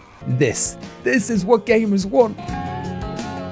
Lobby cleared, we pop into the staff area, finding among the scattered paraphernalia a patient file on the man we're looking for. Room S12. Mild audio-visual hallucinations, emotional instability, becomes very violent when overexcited. There's also a note from another patient here too. An evaluation of one Stanley Coleman. Passive, cowardly, egotistical, sometimes shows and acts on obsessive attachments to a particular woman. This has caused violent incidents. Use caution. Heather doesn't remark on it, but it goes without saying that exploring a building home to a mentally ill man with a habit of stalking ladies to a dangerous extent is not the ideal situation for a young lady to find herself. I mean, if Leonard's still kicking about, who's to say this Stanley lad isn't either? A possibility that becomes all the more real as we continue to explore, coming across several diaries left behind by Stanley outlining his growing obsession with a woman. But there's a twist. The woman in question, it's Heather. This day has finally come. That's right, the day when you and I will meet. I was always thinking of you here in this gloomy cell. I never knew your name or face until today, but I know now. I know you're the one I've been waiting for. And haven't you been waiting for me too? That's why you came to rescue me. Oh, how I love you, Heather. His messages appear omnipresent, knowing both of our arrival and who we are without any interaction. All this leads to one question. Are the letters being left behind by Stanley at all, or is it some kind of trick being played by the town itself? And to make matters worse, the only way to access Leonard's cell is by taking a key from a wall in the cell of yours truly. Stanley, that is, not me. Turns out he's a hoarder, having glued several items to the wall by his bed. Posters, food, spoons, bugs, and a key to the stairwell. Hoarding is clearly a part of his obsessive behavior patterns. Just please, never ask me how he glued these items to the wall. I don't want to know. We never directly get to meet the lad, but we do eventually find a final letter concluding his saga, and it's not a happy one. Goodbye, Heather. I'm sorry, I wasn't able to respond to your love. It's all over. Leonard despises me because I made fun of it, saying it would come to this. If it weren't for his meddling, I would have been able to meet you just a little while. Then I could have taken you to my world. Watch out for him. Leonard is no ordinary guy. Farewell. I loved you.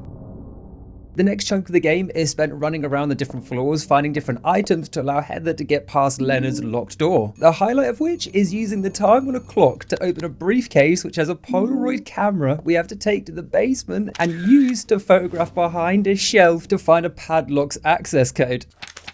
Speaking of the basement, when we first come down the steps, our perspective shifts to a wheelchair flipped on its side, the wheel spinning. Stepping closer, it grinds to a halt, and behind it we see a trail of blood leading round the corner. Following it, we discover both a horrifying and a delightful scene. Bullet holes and viscera are all over this nook, as if someone were attacked by a wild beast and dragged into the shaft. Some poor soul that was likely wheelchair bound, fighting with all the strength they had against this unknown savage entity. But looking on the upside, we do find a new Uzi. This totally out of place weapon packs a massive punch, unloading a full clip before you can say Stanley's sticky playtime. And if you fancy trying out this new weapon but find yourself walking over to enemies and getting tired legs, well, worry not. Not only is there a free wheelchair in the area, but the woman's locker room has just the ticket for you. A bottle of perfume, Old D-Rust, whose sole purpose is attracting enemies. Why would you wear this? I don't know. There's literally zero benefits. I guess it was designed as a trap against vapid consumerists.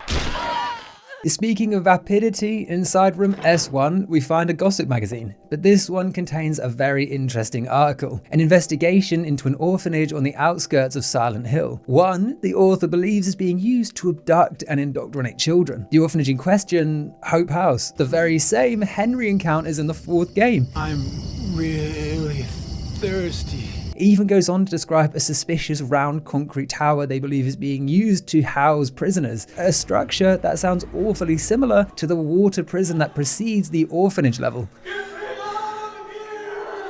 And it gets better. The article was written by one Joseph Schreiber, the doomed character we play as at the start of Silent Hill 4, who goes on to haunt Henry, guiding him towards his freedom.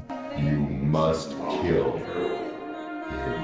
Even the charity that runs this adoption scheme is called 4S Charity. Swap those bad boys and you get S4. Maybe that one's a little bit tinfoil hatty, but the whole thing is a massive tease for what was to come. And between this and the references to Walter Sullivan in the 2nd game, Silent Hill 4 probably has the most foreshadowing of any game in the series. What the hell? Once we're done taking in the sights, we head down to Leonard's room, and the moment we step inside,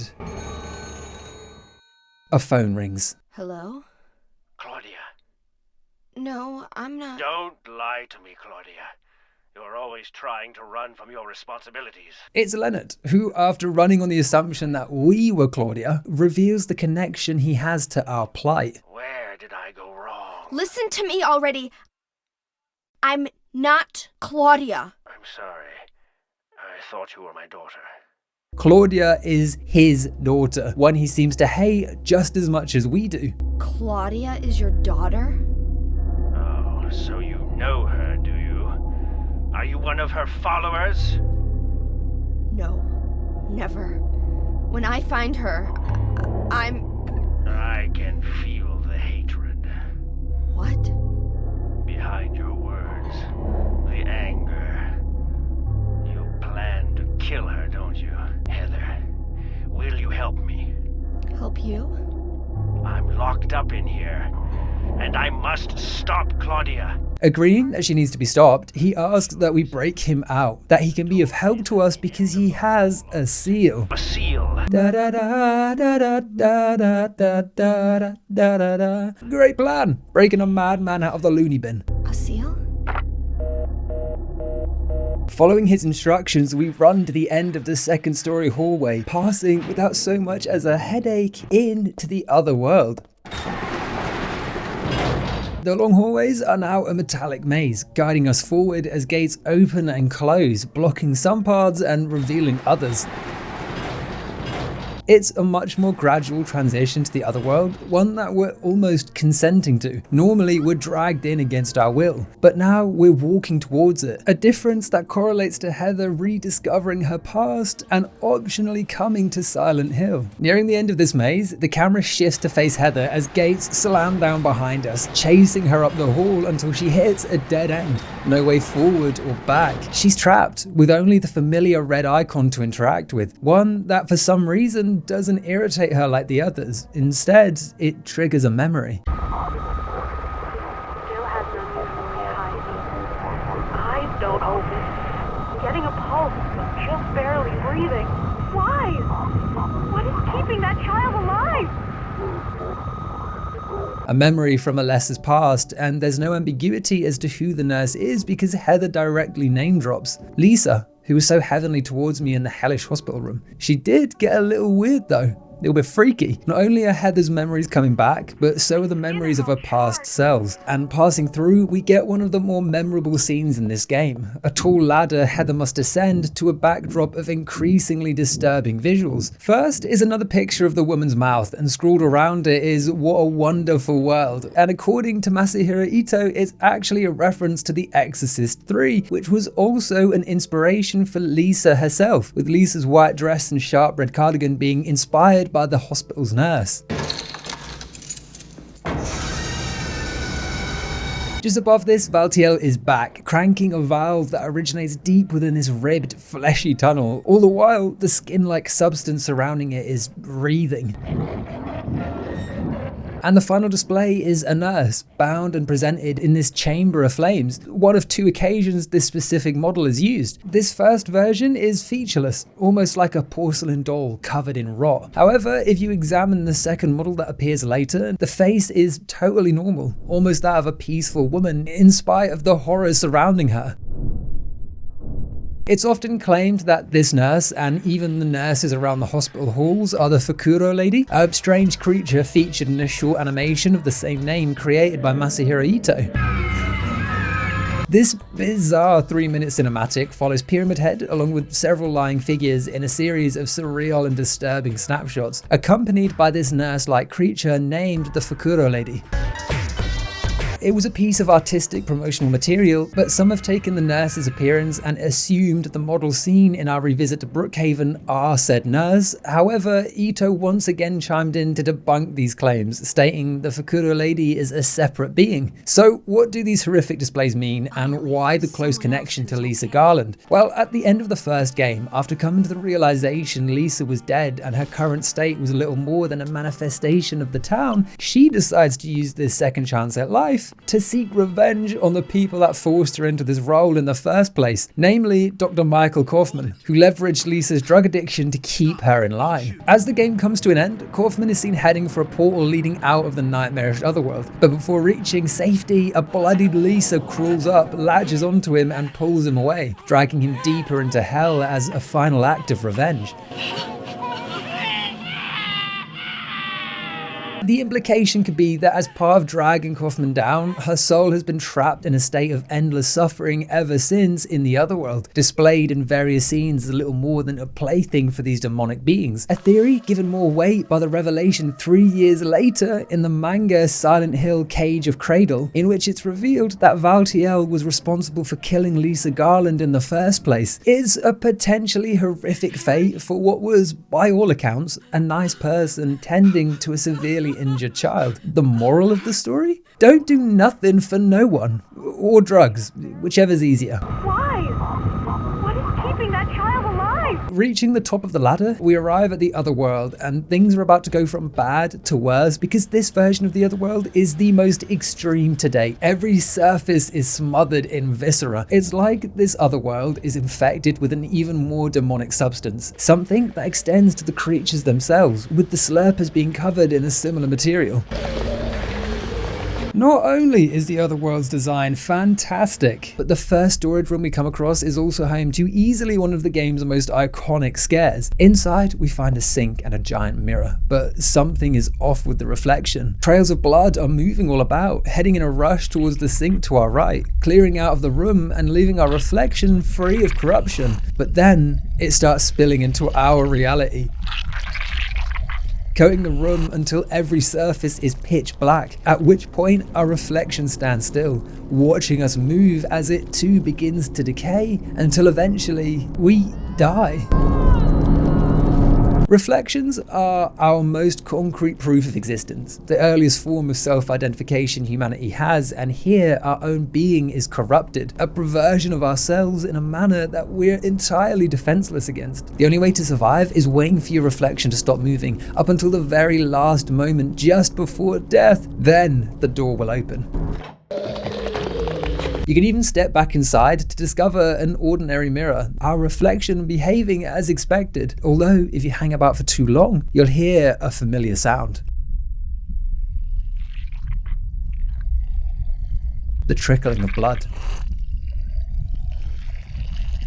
For some reason, this scare, it always reminds me of that alien you have to trick into jumping into lava in the Tomb Raider game. I remember watching my mum play this section, and for some reason, that fake Laura scared the shit out of me. Granted, it could have been a lack of skin, but I find there's something inherently scary about encountering reflections of ourselves that don't follow expectation, a fear this mirror directly plays on. The other prominent area we can explore is the crematorium, located on basement level 3. Taking the lift down, we find a locked incinerator and several bodies, each one numbered, and if you're playing on hard puzzle difficulty, pinned with a short story about their life and death. The reason I bring this puzzle up at all is the details you gain on hard mode, the description of the victims, specifically number 7, because it relates to someone we know all too well. He seeks out her soul by his own black ambition, frightening her out of her wits, whispering love songs into her ear. What cruel Leonard wants, he gets. This body likely belongs to our stalker, Stanley. It's even implied that his murderer was none other than Leonard. Reading a memo in the lobby, a doctor claims Leonard moved wards for stabbing another patient over a religious dispute. Then, if we bear in mind the end of Stanley's last letter to Heather, it seems highly likely that Leonard was a perpetrator. But all this means that Stanley was dead long before our arrival. The mystery doesn't end there either. Grabbing the key and heading to the second floor locker room, we hear a muffled ringing.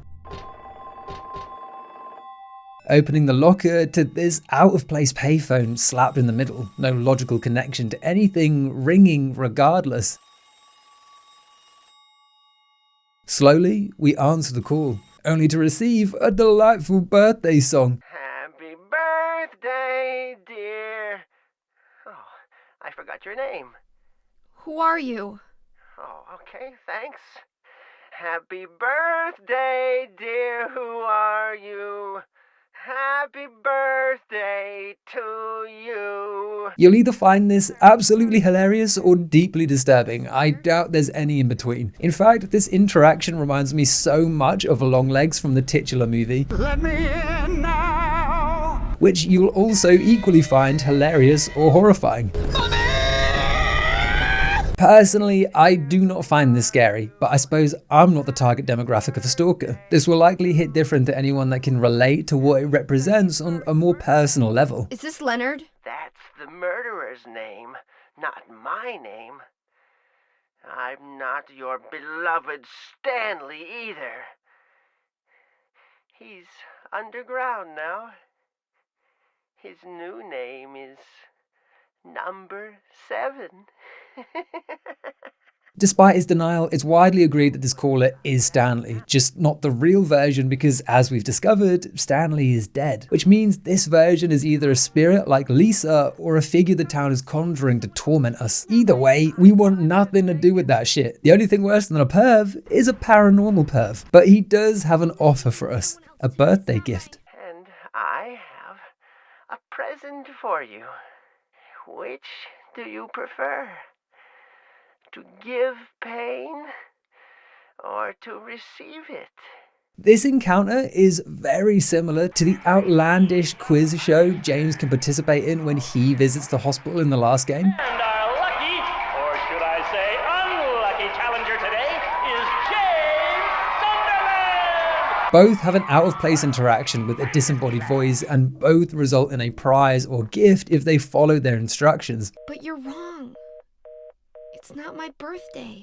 It's up to Heather to find this gift's whereabouts, with Stanley offering no clues as to which room it's been placed in, and looking all around, we track it down to room C1 and discover our present, which will either be ammo or health, depending on what we need the most. It's also guarded by up to 3 nurses, depending on how much health and ammo we have. This is the last we hear from either version of Stanley. He passes into the unknown with only a birthday card to remember him by. Happy 38th birthday. A strange number to run with. For starters, one should never guess a lady's age, and secondly, she's a teenager. She looks nowhere near 38, but interacting with the card, Heather ponders 14 plus 7 plus 17 equals 38. The 3 ages of Alessa, Cheryl, and Heather combined. It would seem this version of Stanley knows all, and he shall not be missed. Happy birthday! birthday to you! Heading back to the first floor, we use the crematorium key to enter room C4, where we find a room like no other. There's no beds, and at the far side, we find a ritualistic altar, adorned with candles and slapped together from discarded stretchers. Something's missing from the center though, a tribute to the strange image hanging above, and reading the book to our left, we discover a clue as to its purpose. Drench the altar in the blood which spouts red from the heart, then praise and show loyalty unto God. So we need blood, but before that we need something to store said blood inside. A container, if you will. One we find on the second floor in a room just beyond this mysterious glass screen which is introduced with a baby scream.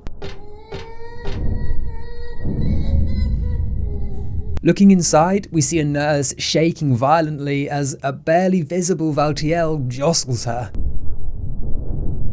It's hard to tell what they're flowing in here. To me, it almost looks like water, a horrific aquarium, but it's supposed to be smoke, harking back to the fire that plagued Alessa. And the room just beside this, it has the plastic bag we can use to collect our blood, but there's another locker here, revealing, once again, Valtiel, helpless and pitiful, or as Heather puts it, like a child with no chance of escape. But for now at least, Heather needs a source of blood, something she finds inside examination room 4 on the 3rd floor, entering to find a body being drained, a hefty supply of the red cruvy in a bucket below, enough to fill our bag to the brim.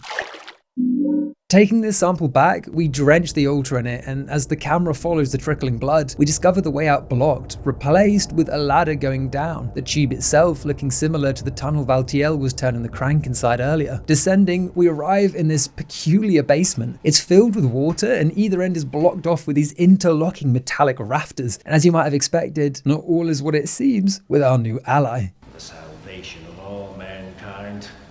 Ha! Why must we reward even the unbelievers?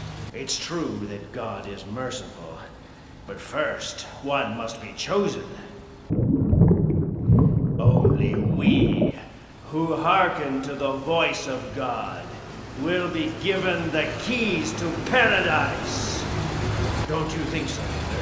He still believes in the Order, assuming that we'd come here to break him out, to take down Claudia and take her place as leader, something Heather is staunchly against. I don't want any part of that kind of paradise. So you tried to trick me so you can run off with my seal, eh?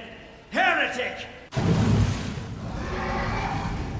And in a shock twist to no one, he's revealed to be a monster, looking like an apple pie from McDonald's, and he wants us dead so he can usher in his version of paradise with the seal of Metatron. Well, I guess you're not a person anyway.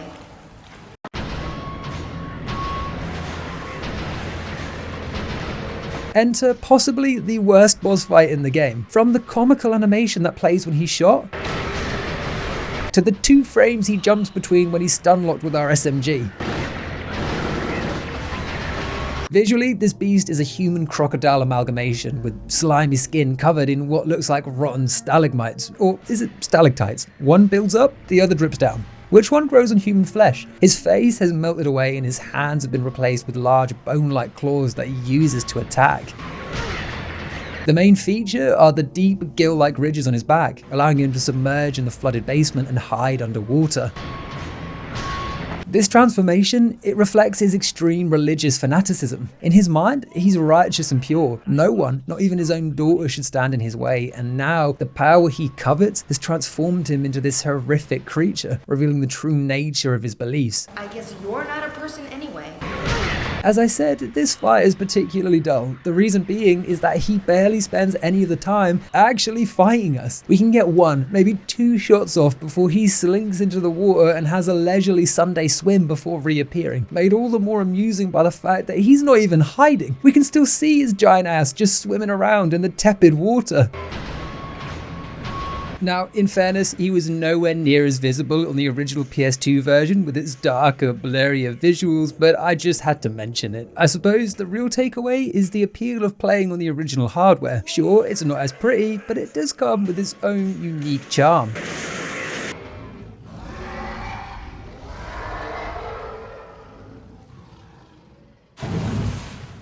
Once Leonard is dead, the camera flashes and we awaken in the regular hospital. No hole, no bloodied walls, only the seal of Metatron by our feet. What's this?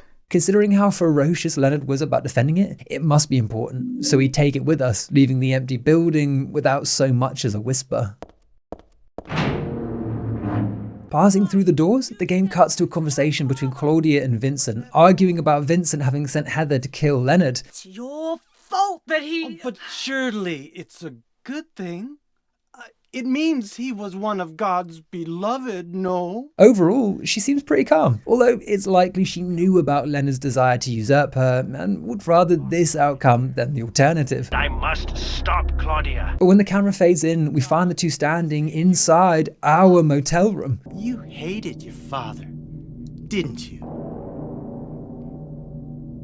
I saw the way he hit you,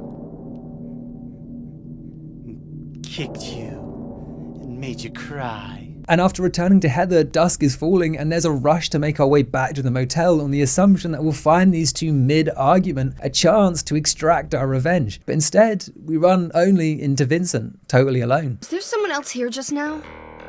No, just me. Don't you want to know what the message is? He claims to have a message from Douglas, directions to the cult's base of operations. The church is on the other side of the lake. Church? Wonder what he meant by that. Based on how easily lying comes to this man, it's impossible for us to trust him. The most likely scenario is that Vincent is using both of us as a means to his own ends. Although, from the conversation we just witnessed between him and Claudia, there's absolutely no doubt that he's part of the Order. It just seems he views things differently to the more extreme members. What you call faith is nothing more than a child crying out for love. On the upside, the information he's given us is helpful. To reach the church, we need to head through the amusement park. Douglas really said that? What's wrong? You don't trust me? Following the long road north and entering the park, we arrive to a pang of agony, clutching our stomach.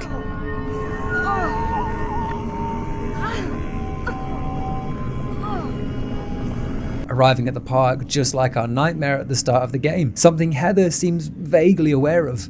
Oh, hell. Inside, everything is the same as before. The metal flooring, the cages with bodies, and the bloodied Robbie the Rabbit dolls. Once again, we can rush past all the monsters, and if you're stupid enough, back onto the track to our inevitable demise. But this time, there's no waking up. It's game over. Thankfully, it's not a total dead end, because in this loop, something is different. Should we choose to ignore the track, we can instead explore this small novelty shop in the lobby. Now, walking the aisles, something clatters to the floor. And following the sound, we find a pile of boxes and a roller coaster key. It's a deviation from our dream, something even Heather remarks on. But with said key, we can enter the coaster control room and turn off the carts, allowing us to head down the track. But the moment we head on our merry way, the town is up to its usual antics. Silent Hill giveth and Silent Hill taketh away. It's a moment of sheer terror as we march forward, knowing she's in danger while Heather herself is blissfully unaware. But this time, Heather has a plan, jumping from the track to the darkness below.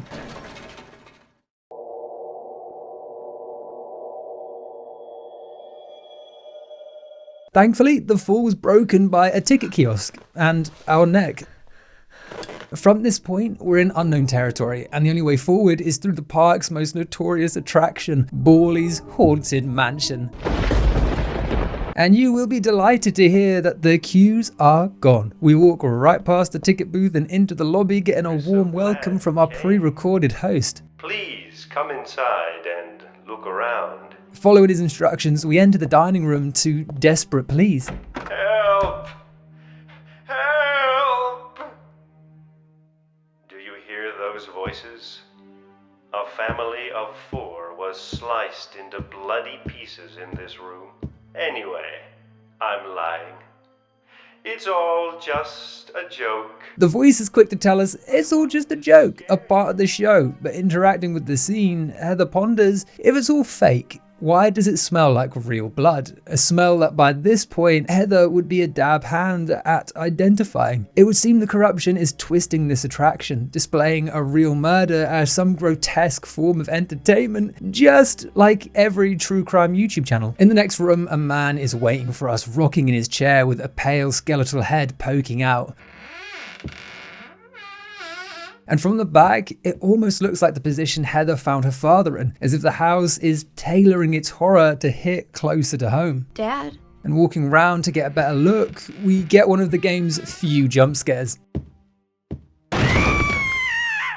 That's Danny. According to the narrator, Danny Boy came to Borley after losing his way, and while here, he had a little accident. He was so eager to meet you. All the narration in this house, it's steeped in irony, but I think that's what makes this area work. Haunted houses are all about safe, on-the-rail scares. You might get a fright, but you know you won't get hurt. In Silent Hill, on the other hand, you can't tell what's pre-planned family fun and what's potentially life-threatening.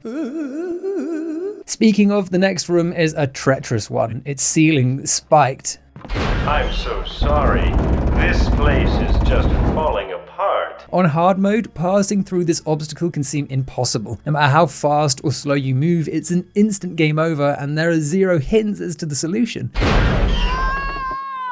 What you have to do is ready your weapon on approach, allowing Heather to narrowly duck beneath the falling spikes. I'm so sorry. This place is just falling apart. I remember this taking me way too long to figure out, and my bleeding dial-up was too slow to just Google the answer. It was a nightmare. It wasn't supposed to stop there. And by the way, I didn't have dial-up because I'm super old. I was just poor. We are not the same. But hey, at least we're nearly out. All we have to do is head through one more door. Please come back anytime. That was supposed to be the exit. Well, in what should be a surprise to no one, the haunted house isn't done playing games. What should be the way out is instead a series of twisted hallways, and to make matters worse, a glowing red entity gives chase. Don't be afraid. Dying is much easier. Stop for too long or move backwards for even a moment, and it's an instant death. There's also no ability to flip the camera, so we're running blindly into walls and doors, and if you make that mistake more than once, it's likely game over. Something made all the worse by the tank-like controls that don't exactly lend themselves to high fidelity movement. This distractive red glow is very similar to the void in Silent Hill Downpour, a recurring force that Murphy runs from at various stages, engulfing anything it touches and making Murphy scream like a little bitch. This scene very likely had at least some level of inspiration for the creation of that void, with both delivering the same message. Our past is catching up to us, tracking us down, and it will destroy us if we let it. Back in the park, we pass through a metal gate to find Douglas having been absolutely battered by Claudia after an earlier confrontation. She will usher in the eternal paradise. What kind of place is that? Clearly, Claudia knows Kung Fu, because despite having the drop on her, with the gun, Douglas has his dusty ass handed to him. You're going to kill me? When Heather pulls up, she rushes over to him to make sure he's okay, and it's with this interaction that we start to see Heather's walls breaking down. You old fool! Getting yourself hurt like that? She's still standoffish, understandably, but with her father gone, it feels like she's longing for someone to fill that parental role, and Douglas seems to be taking that part. What'll I do if you die? But after telling Douglas not to risk his life on our behalf, he drops some important Doug lore. You remind me of my son. You said nobody was going to cry for you. Dead people don't cry. Stupid kid got himself shot robbing a bank. But why? Maybe because his pop was a penniless good-for-nothing. His son died robbing a bank, a revelation that might explain his close connection with Heather, a woman who's equally troubled and also in extreme danger. Granted, Heather's situation isn't as self-imposed as organized crime, but it's possible he's fighting to save Heather because he feels in some way that doing so will redeem the inability to save his own kid. Sorry. I shouldn't have said you reminded me of a guy like you. Well, maybe if you had compared me to your daughter. I really like Douglas. For someone who starts off as a pretty shitty detective, he turns into a genuinely great character, one that fits right into this tormented universe with motivations and skeletons all of his own. I have no doubt that the version of Silent Hill he's experiencing is something to behold, but turning to leave, a nasty thought crosses his mind. Should he risk letting the end of times come to pass, trusting in a youth he barely knows, or does he put an end to things right now? Maybe killing you here is the only way to end this nightmare.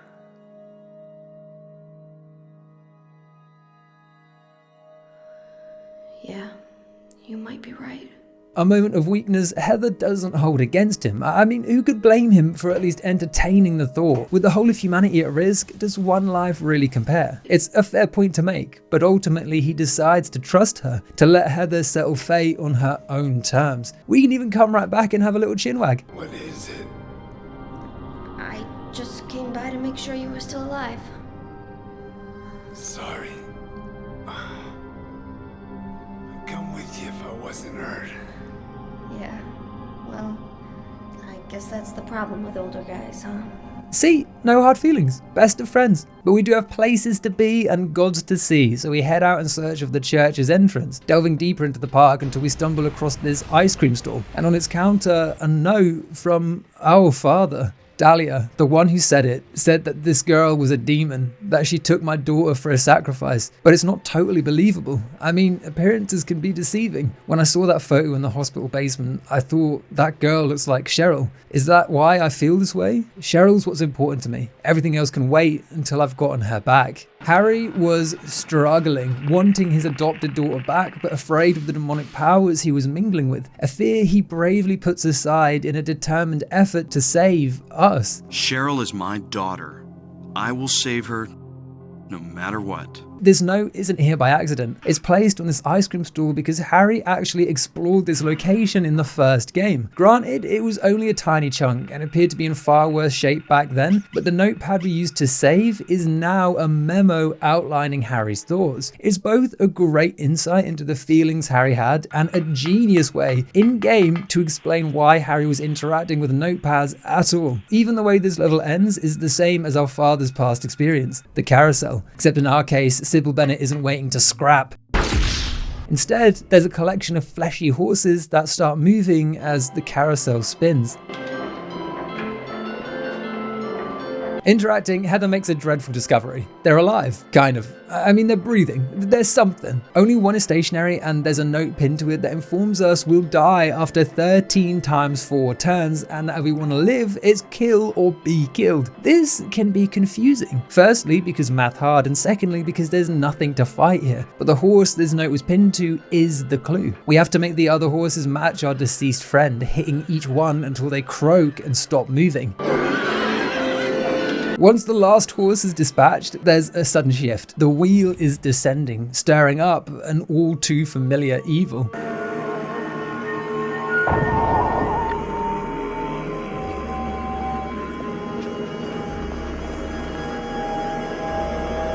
Our doppelganger, the memory of Alessa. This bloodied appearance, it reflects a fear of what Heather could become if she were to let the hatred take over. A ghostly imprint from a past self that is hell-bent on stopping us. Even the carousel itself has changed to the other world, with the floors being decked out in luxurious Persian rugging, the horses haven't been bagged up, and at the center, a body is burning. Unfortunately, this apparition ain't just wielding our dazzling looks against us. It has our weaponry too. First the knife, then our handgun, pipe, and finally the submachine gun.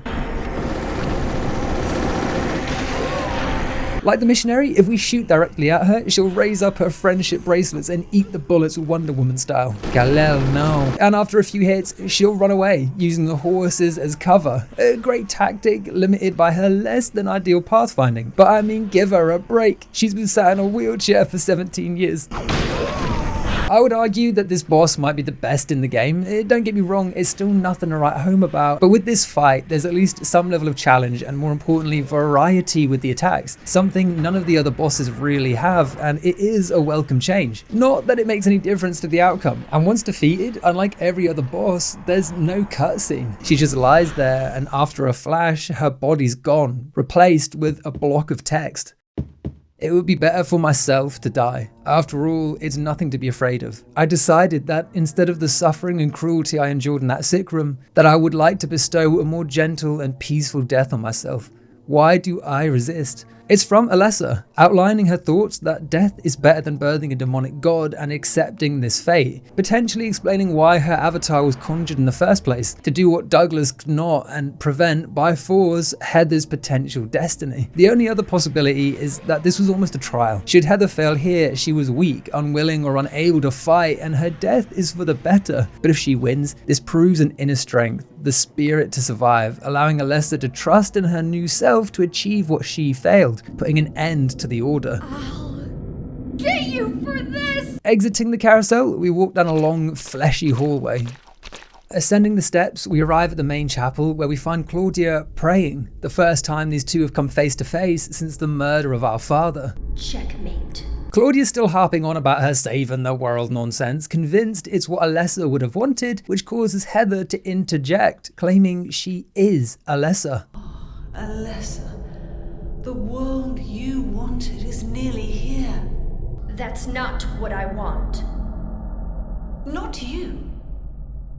Alessa, your true self. But I am Alessa. My little Claudia, my dear sweet sister. Alessa, is it you? Oh, how I've missed you. I don't need another world. It's fine the way it is. There's two ways you can interpret this. First is that Heather is pretending to be Alessa, saying what she thinks Claudia needs to hear in an attempt to talk her down. Even the delivery has a tone of dishonest mischievousness to it. It's fine the way it is. The other possibility is that Heather is fully embracing her Alessa side, that having beaten the memory, she's absorbed more of her essence, essentially making them one and the same, their memories mingling and the lines of life blurring. But that's not what I want now. Personally, while I do think the memories are being shared, I don't think that was really Alessa speaking through Heather, but rather an attempt to make Claudia see reason. Besides, I'll never forgive you for hurting my father. I wish only for the salvation of mankind. Anyway, these two aren't seeing eye to eye about anything, and before they can even think about coming to a mutual understanding, the pain that's been plaguing Heather hits once more. You self-righteous witch! No one asked you to help! What is growing within you? You despise me, don't you? You're damned right I do! That's good. Giving Claudia just enough time to slip away. Exploring the chapel, we find a tarot card on the altar, one called the Eye of Night, which, if you're not aware, isn't a card you find in a real-life tarot deck. It's a fake card, unlike other tarot cards, which are totally real. You're naive. But we'll need it later, so we grab it and take a look at the various paintings lining the walls, murals depicting God and her alleged history, in which an undying humanity is living in filth, violence and squalor. That is, until a god was born, a deity able to bring peace to all that followed her, setting to work immediately in creating paradise. Sadly, she couldn't see the job through, falling sick and passing away, but not before promising to return and finish the job, a prophecy she instructs her followers to commit to wholeheartedly. It's propaganda created by the church to keep people in line. The God we've seen so far is miles away from a peaceful bringer of paradise, but it goes to show how hard the cult are working to keep their disciples brainwashed. Like any cult, the people need to believe in a higher being offering a great reward, or it falls apart at the seams. The age of man is at an end. Leaving, we enter a hallway and find a map to our left. Unlike the others we find, this one is hand-drawn by a child. The line's unsteady, the writing blockish, and it's covered in doodles. It's almost certainly a drawing by Alessa from the time she spent here as a child, and it's not the only interesting item in the area. Just beside this, we find a structure synonymous with religion, a confession booth. And believe you me, this cult has a lot to be confessing. Stepping inside, we hear a woman crying, and the moment she notices us, she repents. Dear God, please forgive me.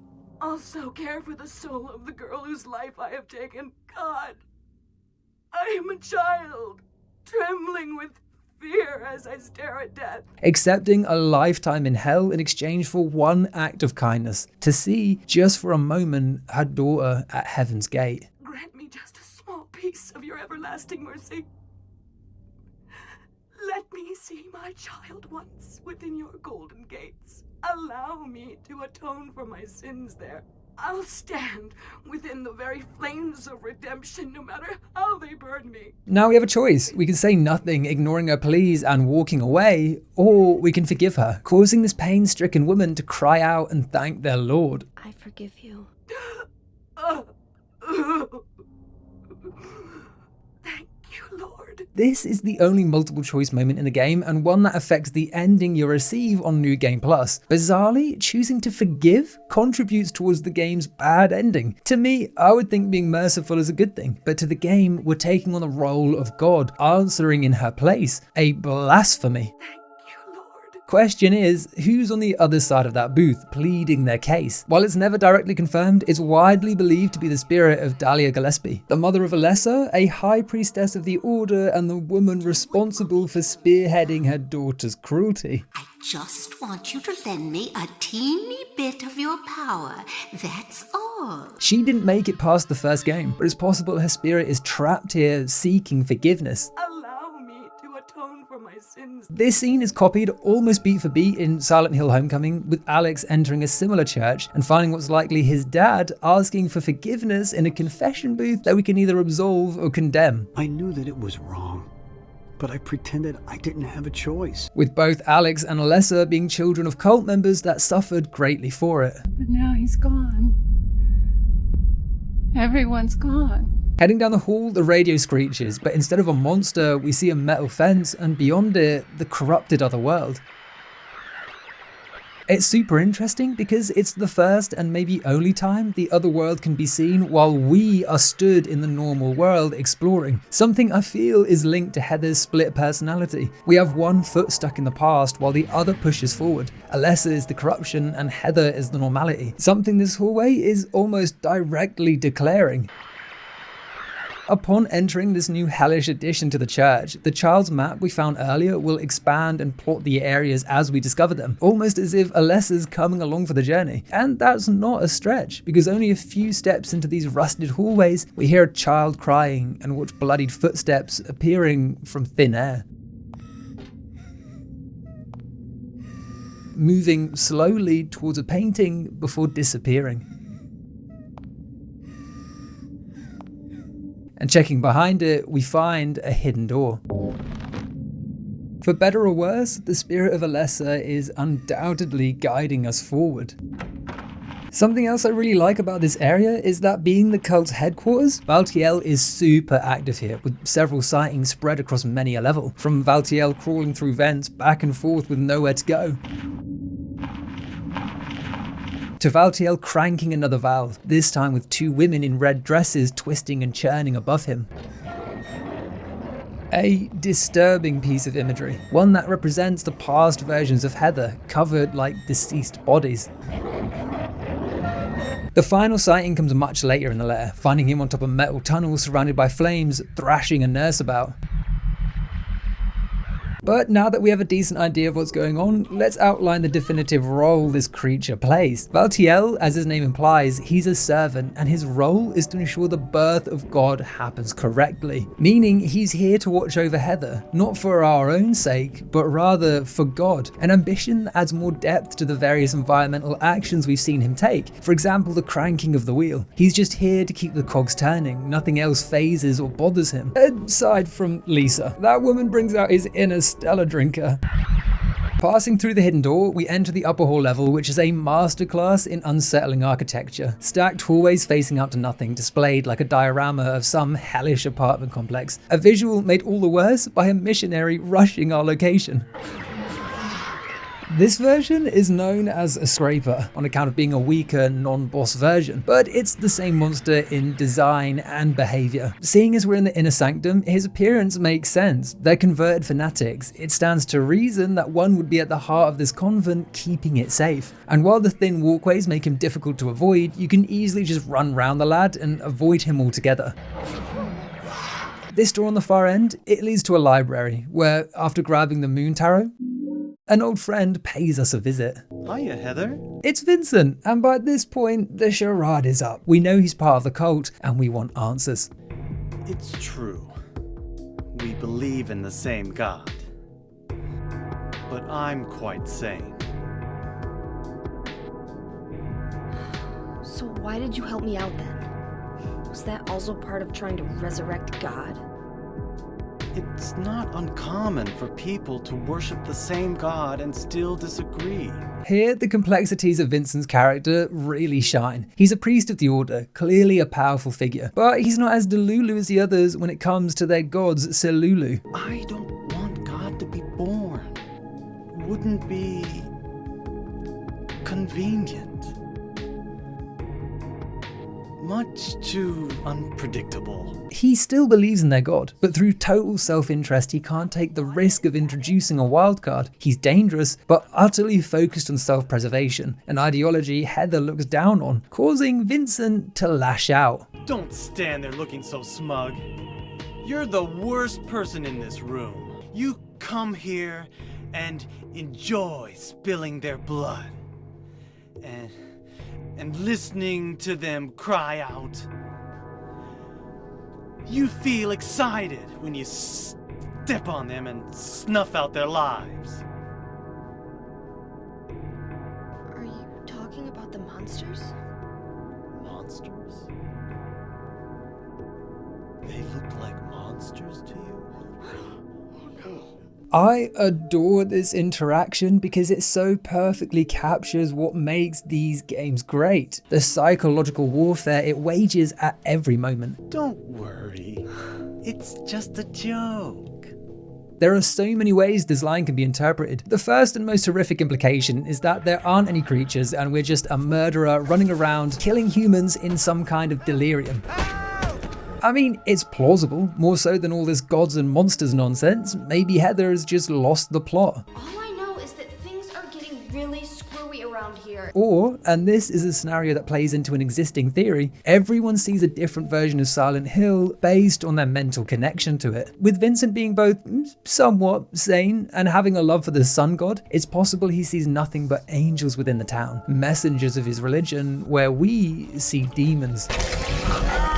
It's very similar to Laura from the second game, an innocent child that never understands why James is so scared all the time because she's experiencing a totally different town. I can't believe you haven't even gotten a scratch on you. Why should I? Then, of course, there's option C. He's just a dick. Hiya, Heather. Whichever you agree with, it's a great moment of psychological torture for both Heather and the player that leaves you feeling uncomfortable as you mull it over. Before leaving, Vincent asks if we've got the seal of Metatron from Leonard, an item of high importance that could help us take down Claudia. As long as we have that, we're fine. And with the library to ourselves, we carry out a little studying of our own, reading the book Vincent handed over, which outlines a bit more about this seal. For starters, whoever wrote this guide is fucking blind or stupid because it refers to it as a magic square. It's not a square, it's a circle. Anyway, the seal of Metatron is a powerful religious object with protective and dispelling properties. The impression is that the seal will keep Heather safe from demonic influence, that with it we'll be able to overpower Claudia, stopping the little tummy aches we get whenever we confront her.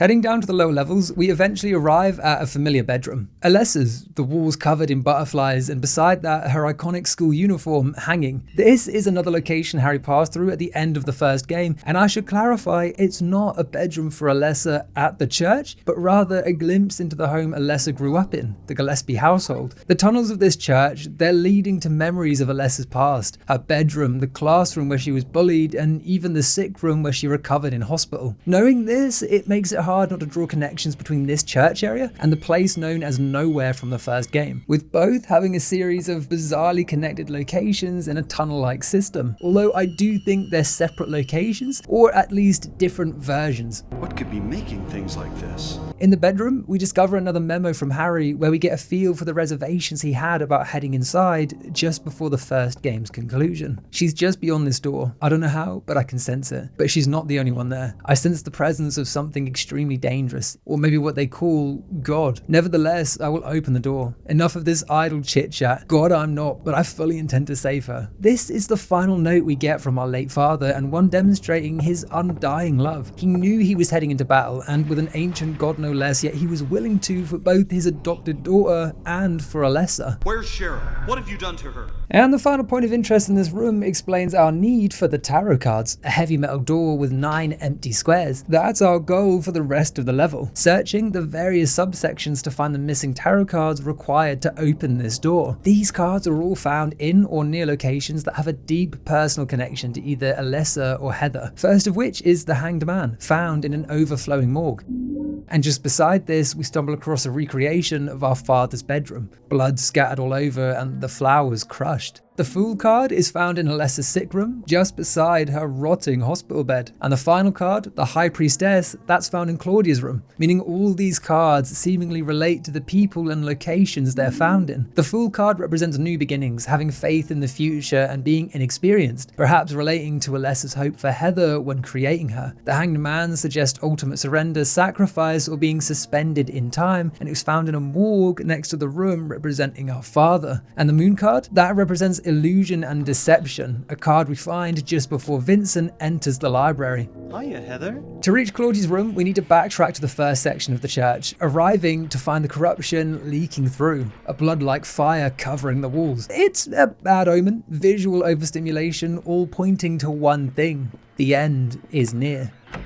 In Claudia's bedroom, we break the cardinal rule and snoop through her diary, in which she doubles down on her insane beliefs but hates herself for the pain she's caused a close friend. We even find a birthday card from Alessa, perfectly preserved after all these years. I think it's pretty obvious that she doesn't want to harm us or Alessa, that she genuinely believes that God will save people and that everlasting peace is worth one soul. If anything, you have to feel sorry for her. She's been abused and brainwashed since birth, a slow mental torture that seems to have left her utterly broken. The memory of his cruelty is forever burned into my mind.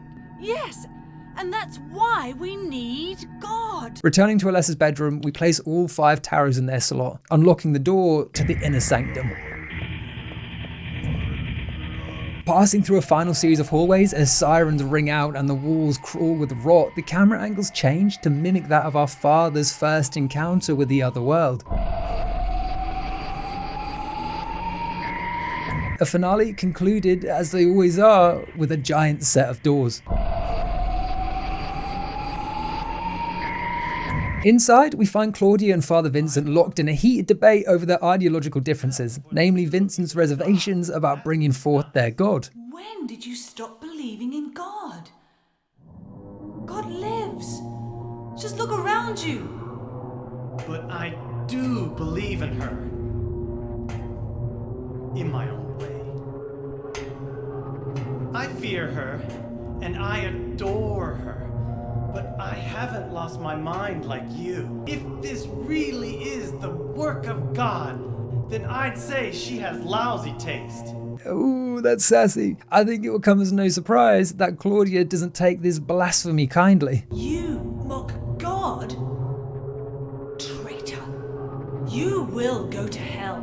Not that again! We also learn a bit more about Vincent here and the role he plays, with Vincent claiming that the church is all his. This church is my home. I built it with my power.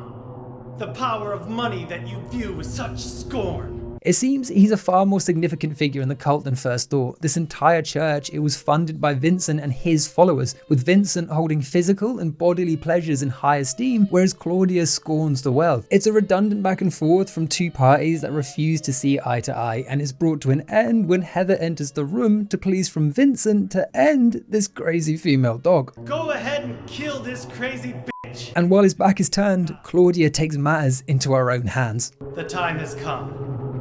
You can kill her now. You'll go to hell!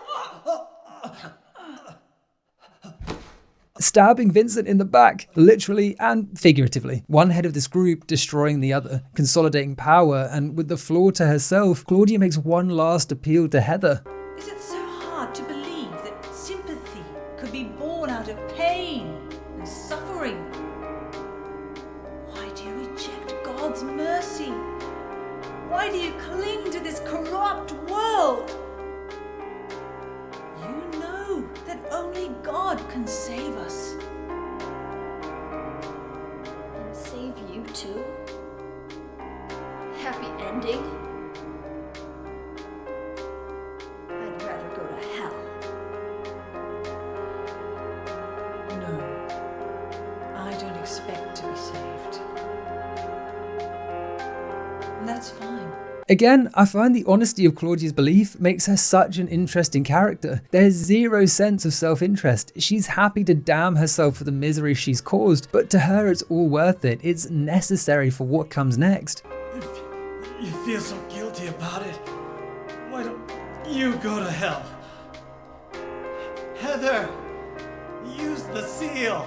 Vincent isn't out for the count just yet. Despite knocking on death's door, he calls out to Heather to end this, to activate the seal of Metatron. The seal of Metatron? Oh, that's just a piece of junk.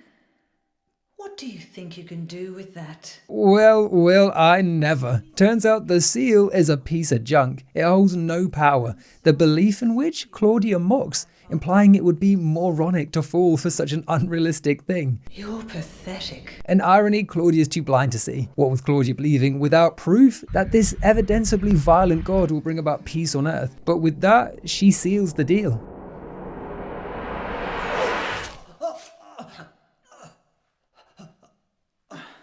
Now, with our rage reaching a peak, our skin crawls with that familiar corruption, and the stomach pangs begin once again, driving Heather to her knees. Just accepted a lesser. The pain will disappear.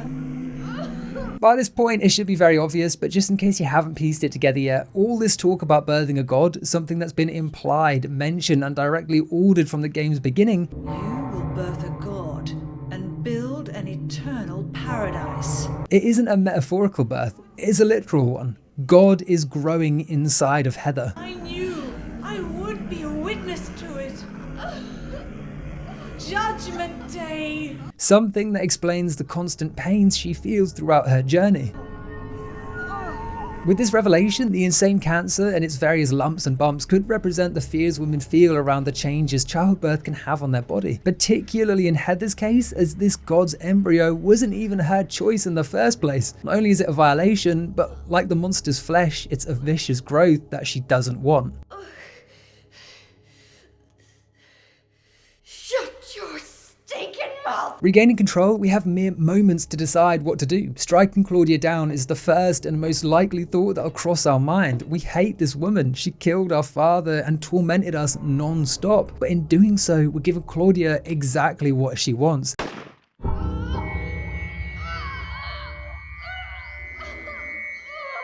We lose ourselves to the hatred, and Claudia gets the god she's been waiting for. Bring our So what can we do? We can't run, we can't fight, and if we hang about for too long, it's game over as well. It seems like our goose is cooked. We're out of options. Or are we? Remember that pendant our father gave us? The one with the strange red vial in the middle? Well, if we interact with it, it's a consumable, a pill we can swallow. One last gift from our father, protecting his daughter even after his passing. What are you doing? The effect of this tablet is as quick as it is shocking, with Heather vomiting up on the spot an entire demonic fetus. What have you done? What did you swallow? And if you thought that was shocking, oh, we haven't even dipped our toes yet, because in arguably the most grotesque scene in any game ever, Claudia, in her desperate fanaticism and desire to care for God, she eats the fetus. Claudia!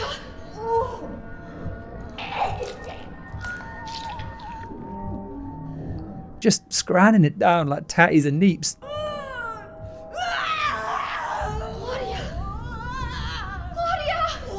Stumbling around in agony, she falls before her altar, her body adjusting to the growing evil when... She's snatched by Valtiel, pulled into the expanse below, leaving nothing but a twisted hole in her place. Given the conclusion's focus on childbirth, the appearance of said hole is likely no coincidence either, often being compared to a woman's private parts after a difficult childbirth. But before we commit to whatever nastiness is awaiting us, we first have to talk about the necklace our father gave. What was that pill? Why did Harry give it to her? Where did he find it? And how could he predict this scenario? I mean, maybe he just wanted her to carry around some anti-demon plan B in case she got buck wild. It's possible. Strange. But we know that's not the case. Harry gave her that liquid because he used the very same 17 years ago to save another life. In the first game, when Sybil Bennett becomes possessed, there's an option to save her by gathering an unknown liquid in Alchemila Hospital. This can then be used to free Sybil from her demonic possession. Knowing the cult's desires, it makes sense that he'd want something to purge his daughter in the case of demonic influences. We even get a little more context on this liquid from a medical book we find in Alessa's hospital room. Red liquid or crystal resembling blood. The name is taken from a herb with the power to dispel evil spirits. It is powerful, but it is rare, and it is extremely difficult to obtain. It's moments like these that make Harry's death extra sad. He was a damn good father that wanted nothing more than to keep his adopted daughter safe, heading to the ends of the earth to find this rare and extremely expensive herb just to protect her. Harry was a real one, and now it's time we avenge him with a dish often served cold. Call me Sunderland, I'm about to jump into a hole. Appearing at the basin of what looks like a carnival tent, we discover that having been struck down, Claudia has become more powerful than we could ever imagine. Can't be dead. I was gonna kill you. Leaving her gown behind and turning into an abomination.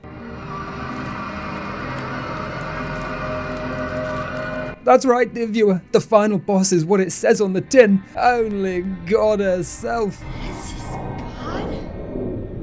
Now, what do you imagine when you think of fighting God? You'd probably assume this gal could vaporize us with the click of her fingers, but frankly, God is a little bitch. Case in point, a teenage girl can batter her to death with little more than a pipe and a girl boss attitude. To be fair though, how would you feel about scrapping a grown woman the moment you were born? It wouldn't be too easy, I should think. This isn't just a case of ludonarrative dissonance though. It's a deliberate, albeit convenient design choice that shows the failed birthing of this God. As we saw, this creature wasn't carried to full term, it was ejected from Heather. This isn't God's true form, it's a mockery of it. In fact, Ito-san even stated that this fetus is like the chest burster from Alien, meaning the fate that befell Claudia was a painful, gruesome one. I will birth God. Its form is an amalgamation of Claudia's body and the fetus, with a giant skeletal structure and a face that's eerily similar to Alessa, a porcelain mask of anguish. This is either due to the fetus having been primarily grown within Heather, or it's because of Claudia's obsession with Alessa being the true host for God, morphing this abomination to better fit her desires. The world you wanted is nearly here. The veil we see in her introduction, the one being attended by Valtiel, it's an interesting touch. In some traditions, a veil is used to cover the face of the dead, which could be directly implying that God's fetus was a stillborn, or at the very least, that Valtiel, having long awaited his master's arrival, was aware that this creature wasn't complete and was covering its face out of pity, denying the worship reserved for God's true coming.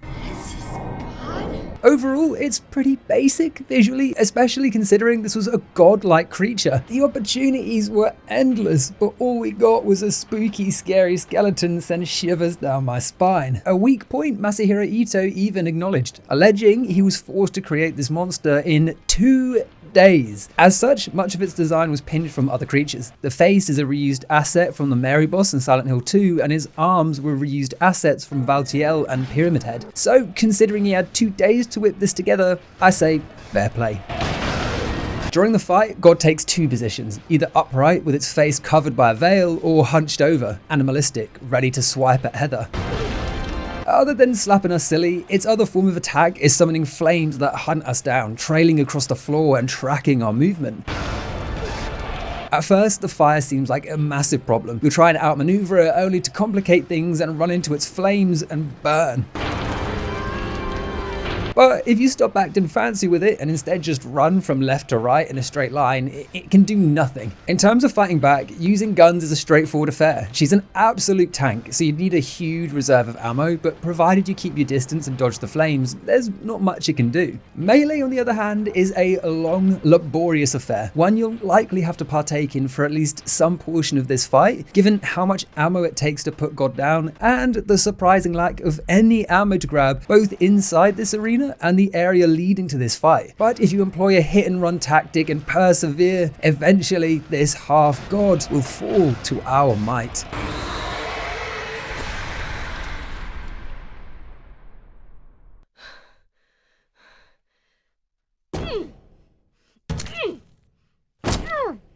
Walking away with revenge taken, the drive that was Heather's anger, it has no target, so all she can do is cry. Dad! Dad! There's no group to hate, no leader to smite, and in the end, she's still alone. Her father is still gone. Dad. Standing to leave, Heather takes a few steps and suddenly turns, looking startled at the camera.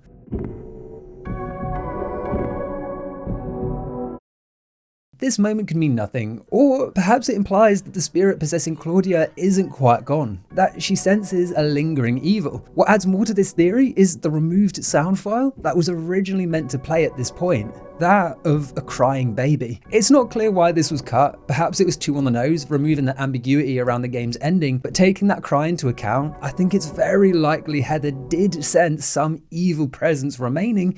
But you know what? That's a problem for another protagonist. We have done our part. Leaving the arena, Heather returns to Douglas, waiting on a bench in front of the teacup ride, but something is wrong with her. Is it really over? Not yet. You're still alive. Heather, what Heather? Just a joke. Well, she ends the game as she began, with a wicked sense of humour. I'm sorry. Her only real change is of name, wanting to embrace her past self, something her father would likely have wanted. Want me to use your real name? What was it again? Cheryl. The name my father gave me. You gonna let your hair color go back too? I don't know. Don't you think blondes have more fun? And those are the last words we hear. Don't you think blondes have more fun? An ending as steeped in sarcasm and unseriousness as the protagonist herself. So outrageous, the toll. As the credits roll, we get a still image, and it's a heartwarming one. A proper burial for Harry, with his daughter, Cheryl, paying her respects. It was so good to see that he hadn't been forgotten about by the game's ending. He was given a proper burial and his daughter is safe. No more skeletons are in the closet waiting to surprise her. Harry can finally rest easy. I'm sorry, Dad. It is an abrupt ending, with no real specifics given as to what these characters done after this point. Although there is a memo in Silent Hill Homecoming that outlines Douglas exposing the cult of the Order, putting his investigation skills to good use and redeeming any harm he might have caused. Sorry. There are 2 other endings, with the extra endings only being available in New Game Plus. I don't mind this system. I mean, it was sorely missed in the likes of Homecoming. Make a few inconspicuous choices in that game and you'd unlock the UFO ending on your first playthrough, which for new fans of the series makes absolutely no sense. That's where they've been taking everybody. I knew it! So for starters, let's establish what exactly is New Game Plus. Well, we don't carry across any gear or items, but there are a few notable changes, most obvious of which is the appearance of special weapons. Throughout your playthrough, there are certain criteria of which achieving will grant Heather powerful weapons, ranging from the unique to the utterly insane. For starters, there's the flamethrower, the tamest of the bunch, which we unlock by using more firearms than melee weapons throughout a playthrough. As a weapon, it's weak to a point of almost redundancy. However, the flame will dramatically strengthen upon completing the game and receiving a 10-star ranking, the best you can get, which by that point, do you really need any more firepower? You've kind of finished the fucking game, buddy. On the inverse of this is the beam saber, which we get for using more melee weapons than firearms. It's a meme weapon, essentially a lightsaber, but obviously not for legal reasons, so let's just call it a beam katana. It packs a massive punch, has unlimited ammo, and looks badass. This is an S tier weapon, much like the beast that is the unlimited machine gun.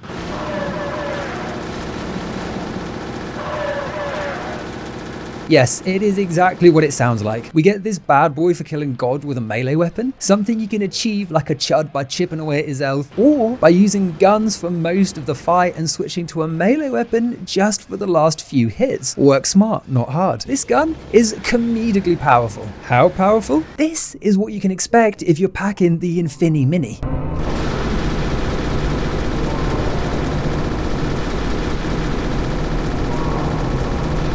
Yeah, once you've unlocked this gun, it's game over, turning the experience from survival horror to Devil May Cry. Oh, but we ain't done. Get 333 kills across your collective playthroughs, and when you start a new game, we find our heroine in possession of the Heather Beam. With no weapons active, if we take aim and fire, we produce fucking anime beams from our eyes and blast the enemy away. And this is only our first form. Head into the menu, open the code input screen and type Princess Heart to unlock the Transform costume, which when activated, activates a Sailor Moon inspired transformation.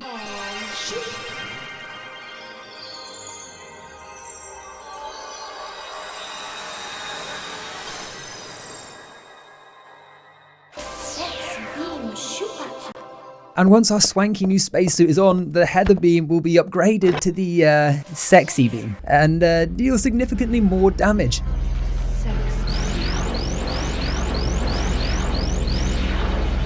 The outfit even stays active in cutscenes, which we love to see.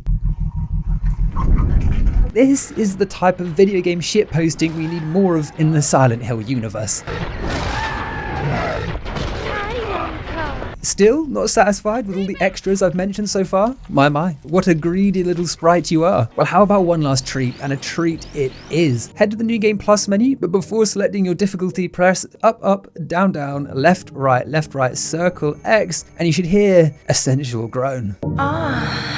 But what's changed? No, we don't spawn with a jetpack on our back, but upon seeing Douglas for the first time, it should be pretty clear. Heather, I need to speak with you. Now you're seeing why I like Douglas so much, huh? Got them little tidy whities on. Do I have to scream?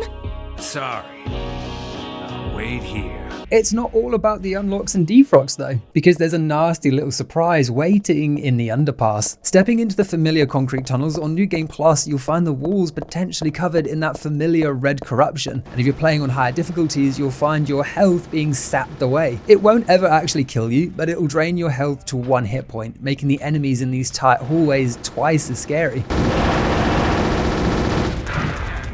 Anyway, sorry for the tangent, we were talking about the other 2 endings, the first of which is known as Possession. In this ending, Heather's earlier joke about attacking Douglas, well, it turns into a horrific truth.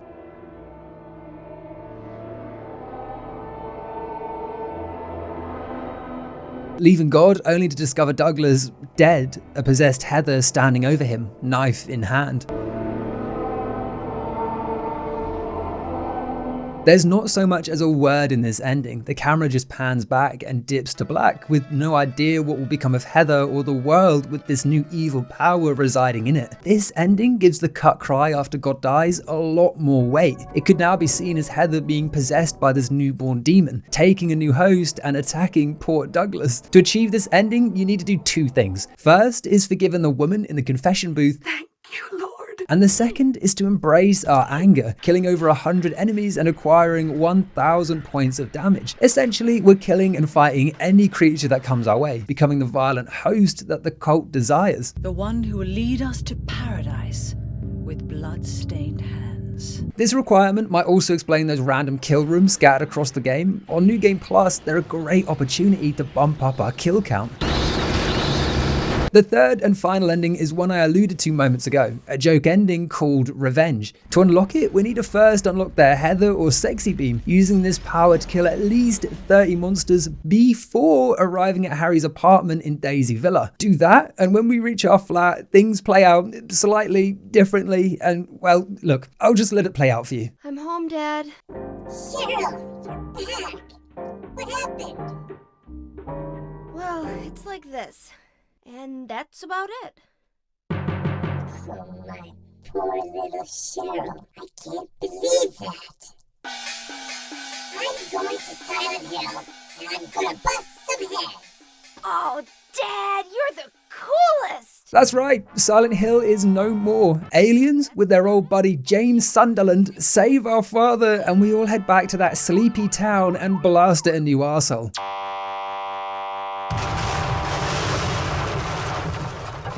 After which, a group of out-of-tune Japanese people start a little sing-song. Shake it, shake it, yo.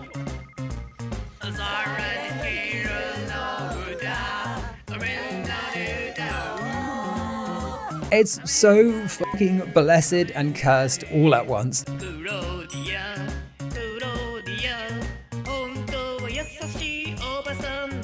Almost every game has at least one joke ending, be that a Shiba Inu controlling Silent Hill, bitch, pravda, or a jail escape leading to a surprise birthday party.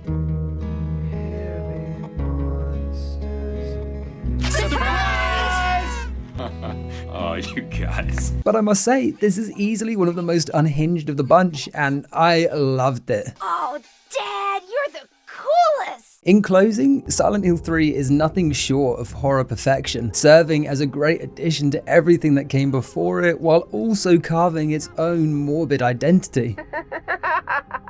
The story's heartfelt and moving. You can't help but root for Heather, a sassy teenager who could so easily have come across as cringe, but is instead a vulnerable protagonist with some of the best one-liners in the series. This is way too gross. With each monster serving as a reflection of her physical and psychological journey, both the overwhelming cultish fanaticism, her role as demon baby mummy, and her intimate struggles with identity and past trauma, the result of which is some of the best design the series has ever produced. From the towering closer that blocks our escape, to those shithead slurpers slinking about in their underwear waiting to pounce. And just like all the other titles, the details you learn by the game's conclusion totally change how you perceive the horrors when you play the game a second time, opening up entirely new layers and allowing you to appreciate the metaphors on a much deeper level. Take for example the starting location, the shopping mall. During that nightmare sequence, one of the first scares we encounter is a toilet soaked in blood, potentially playing on the fear of miscarriage or sudden birth. Even the puzzle we have to solve to leave this area forces Heather to find a metal coat hanger, unwind it and stick it into a hole to pull down the way out. A symbolic message that should be clear to anyone when you know what the game is about.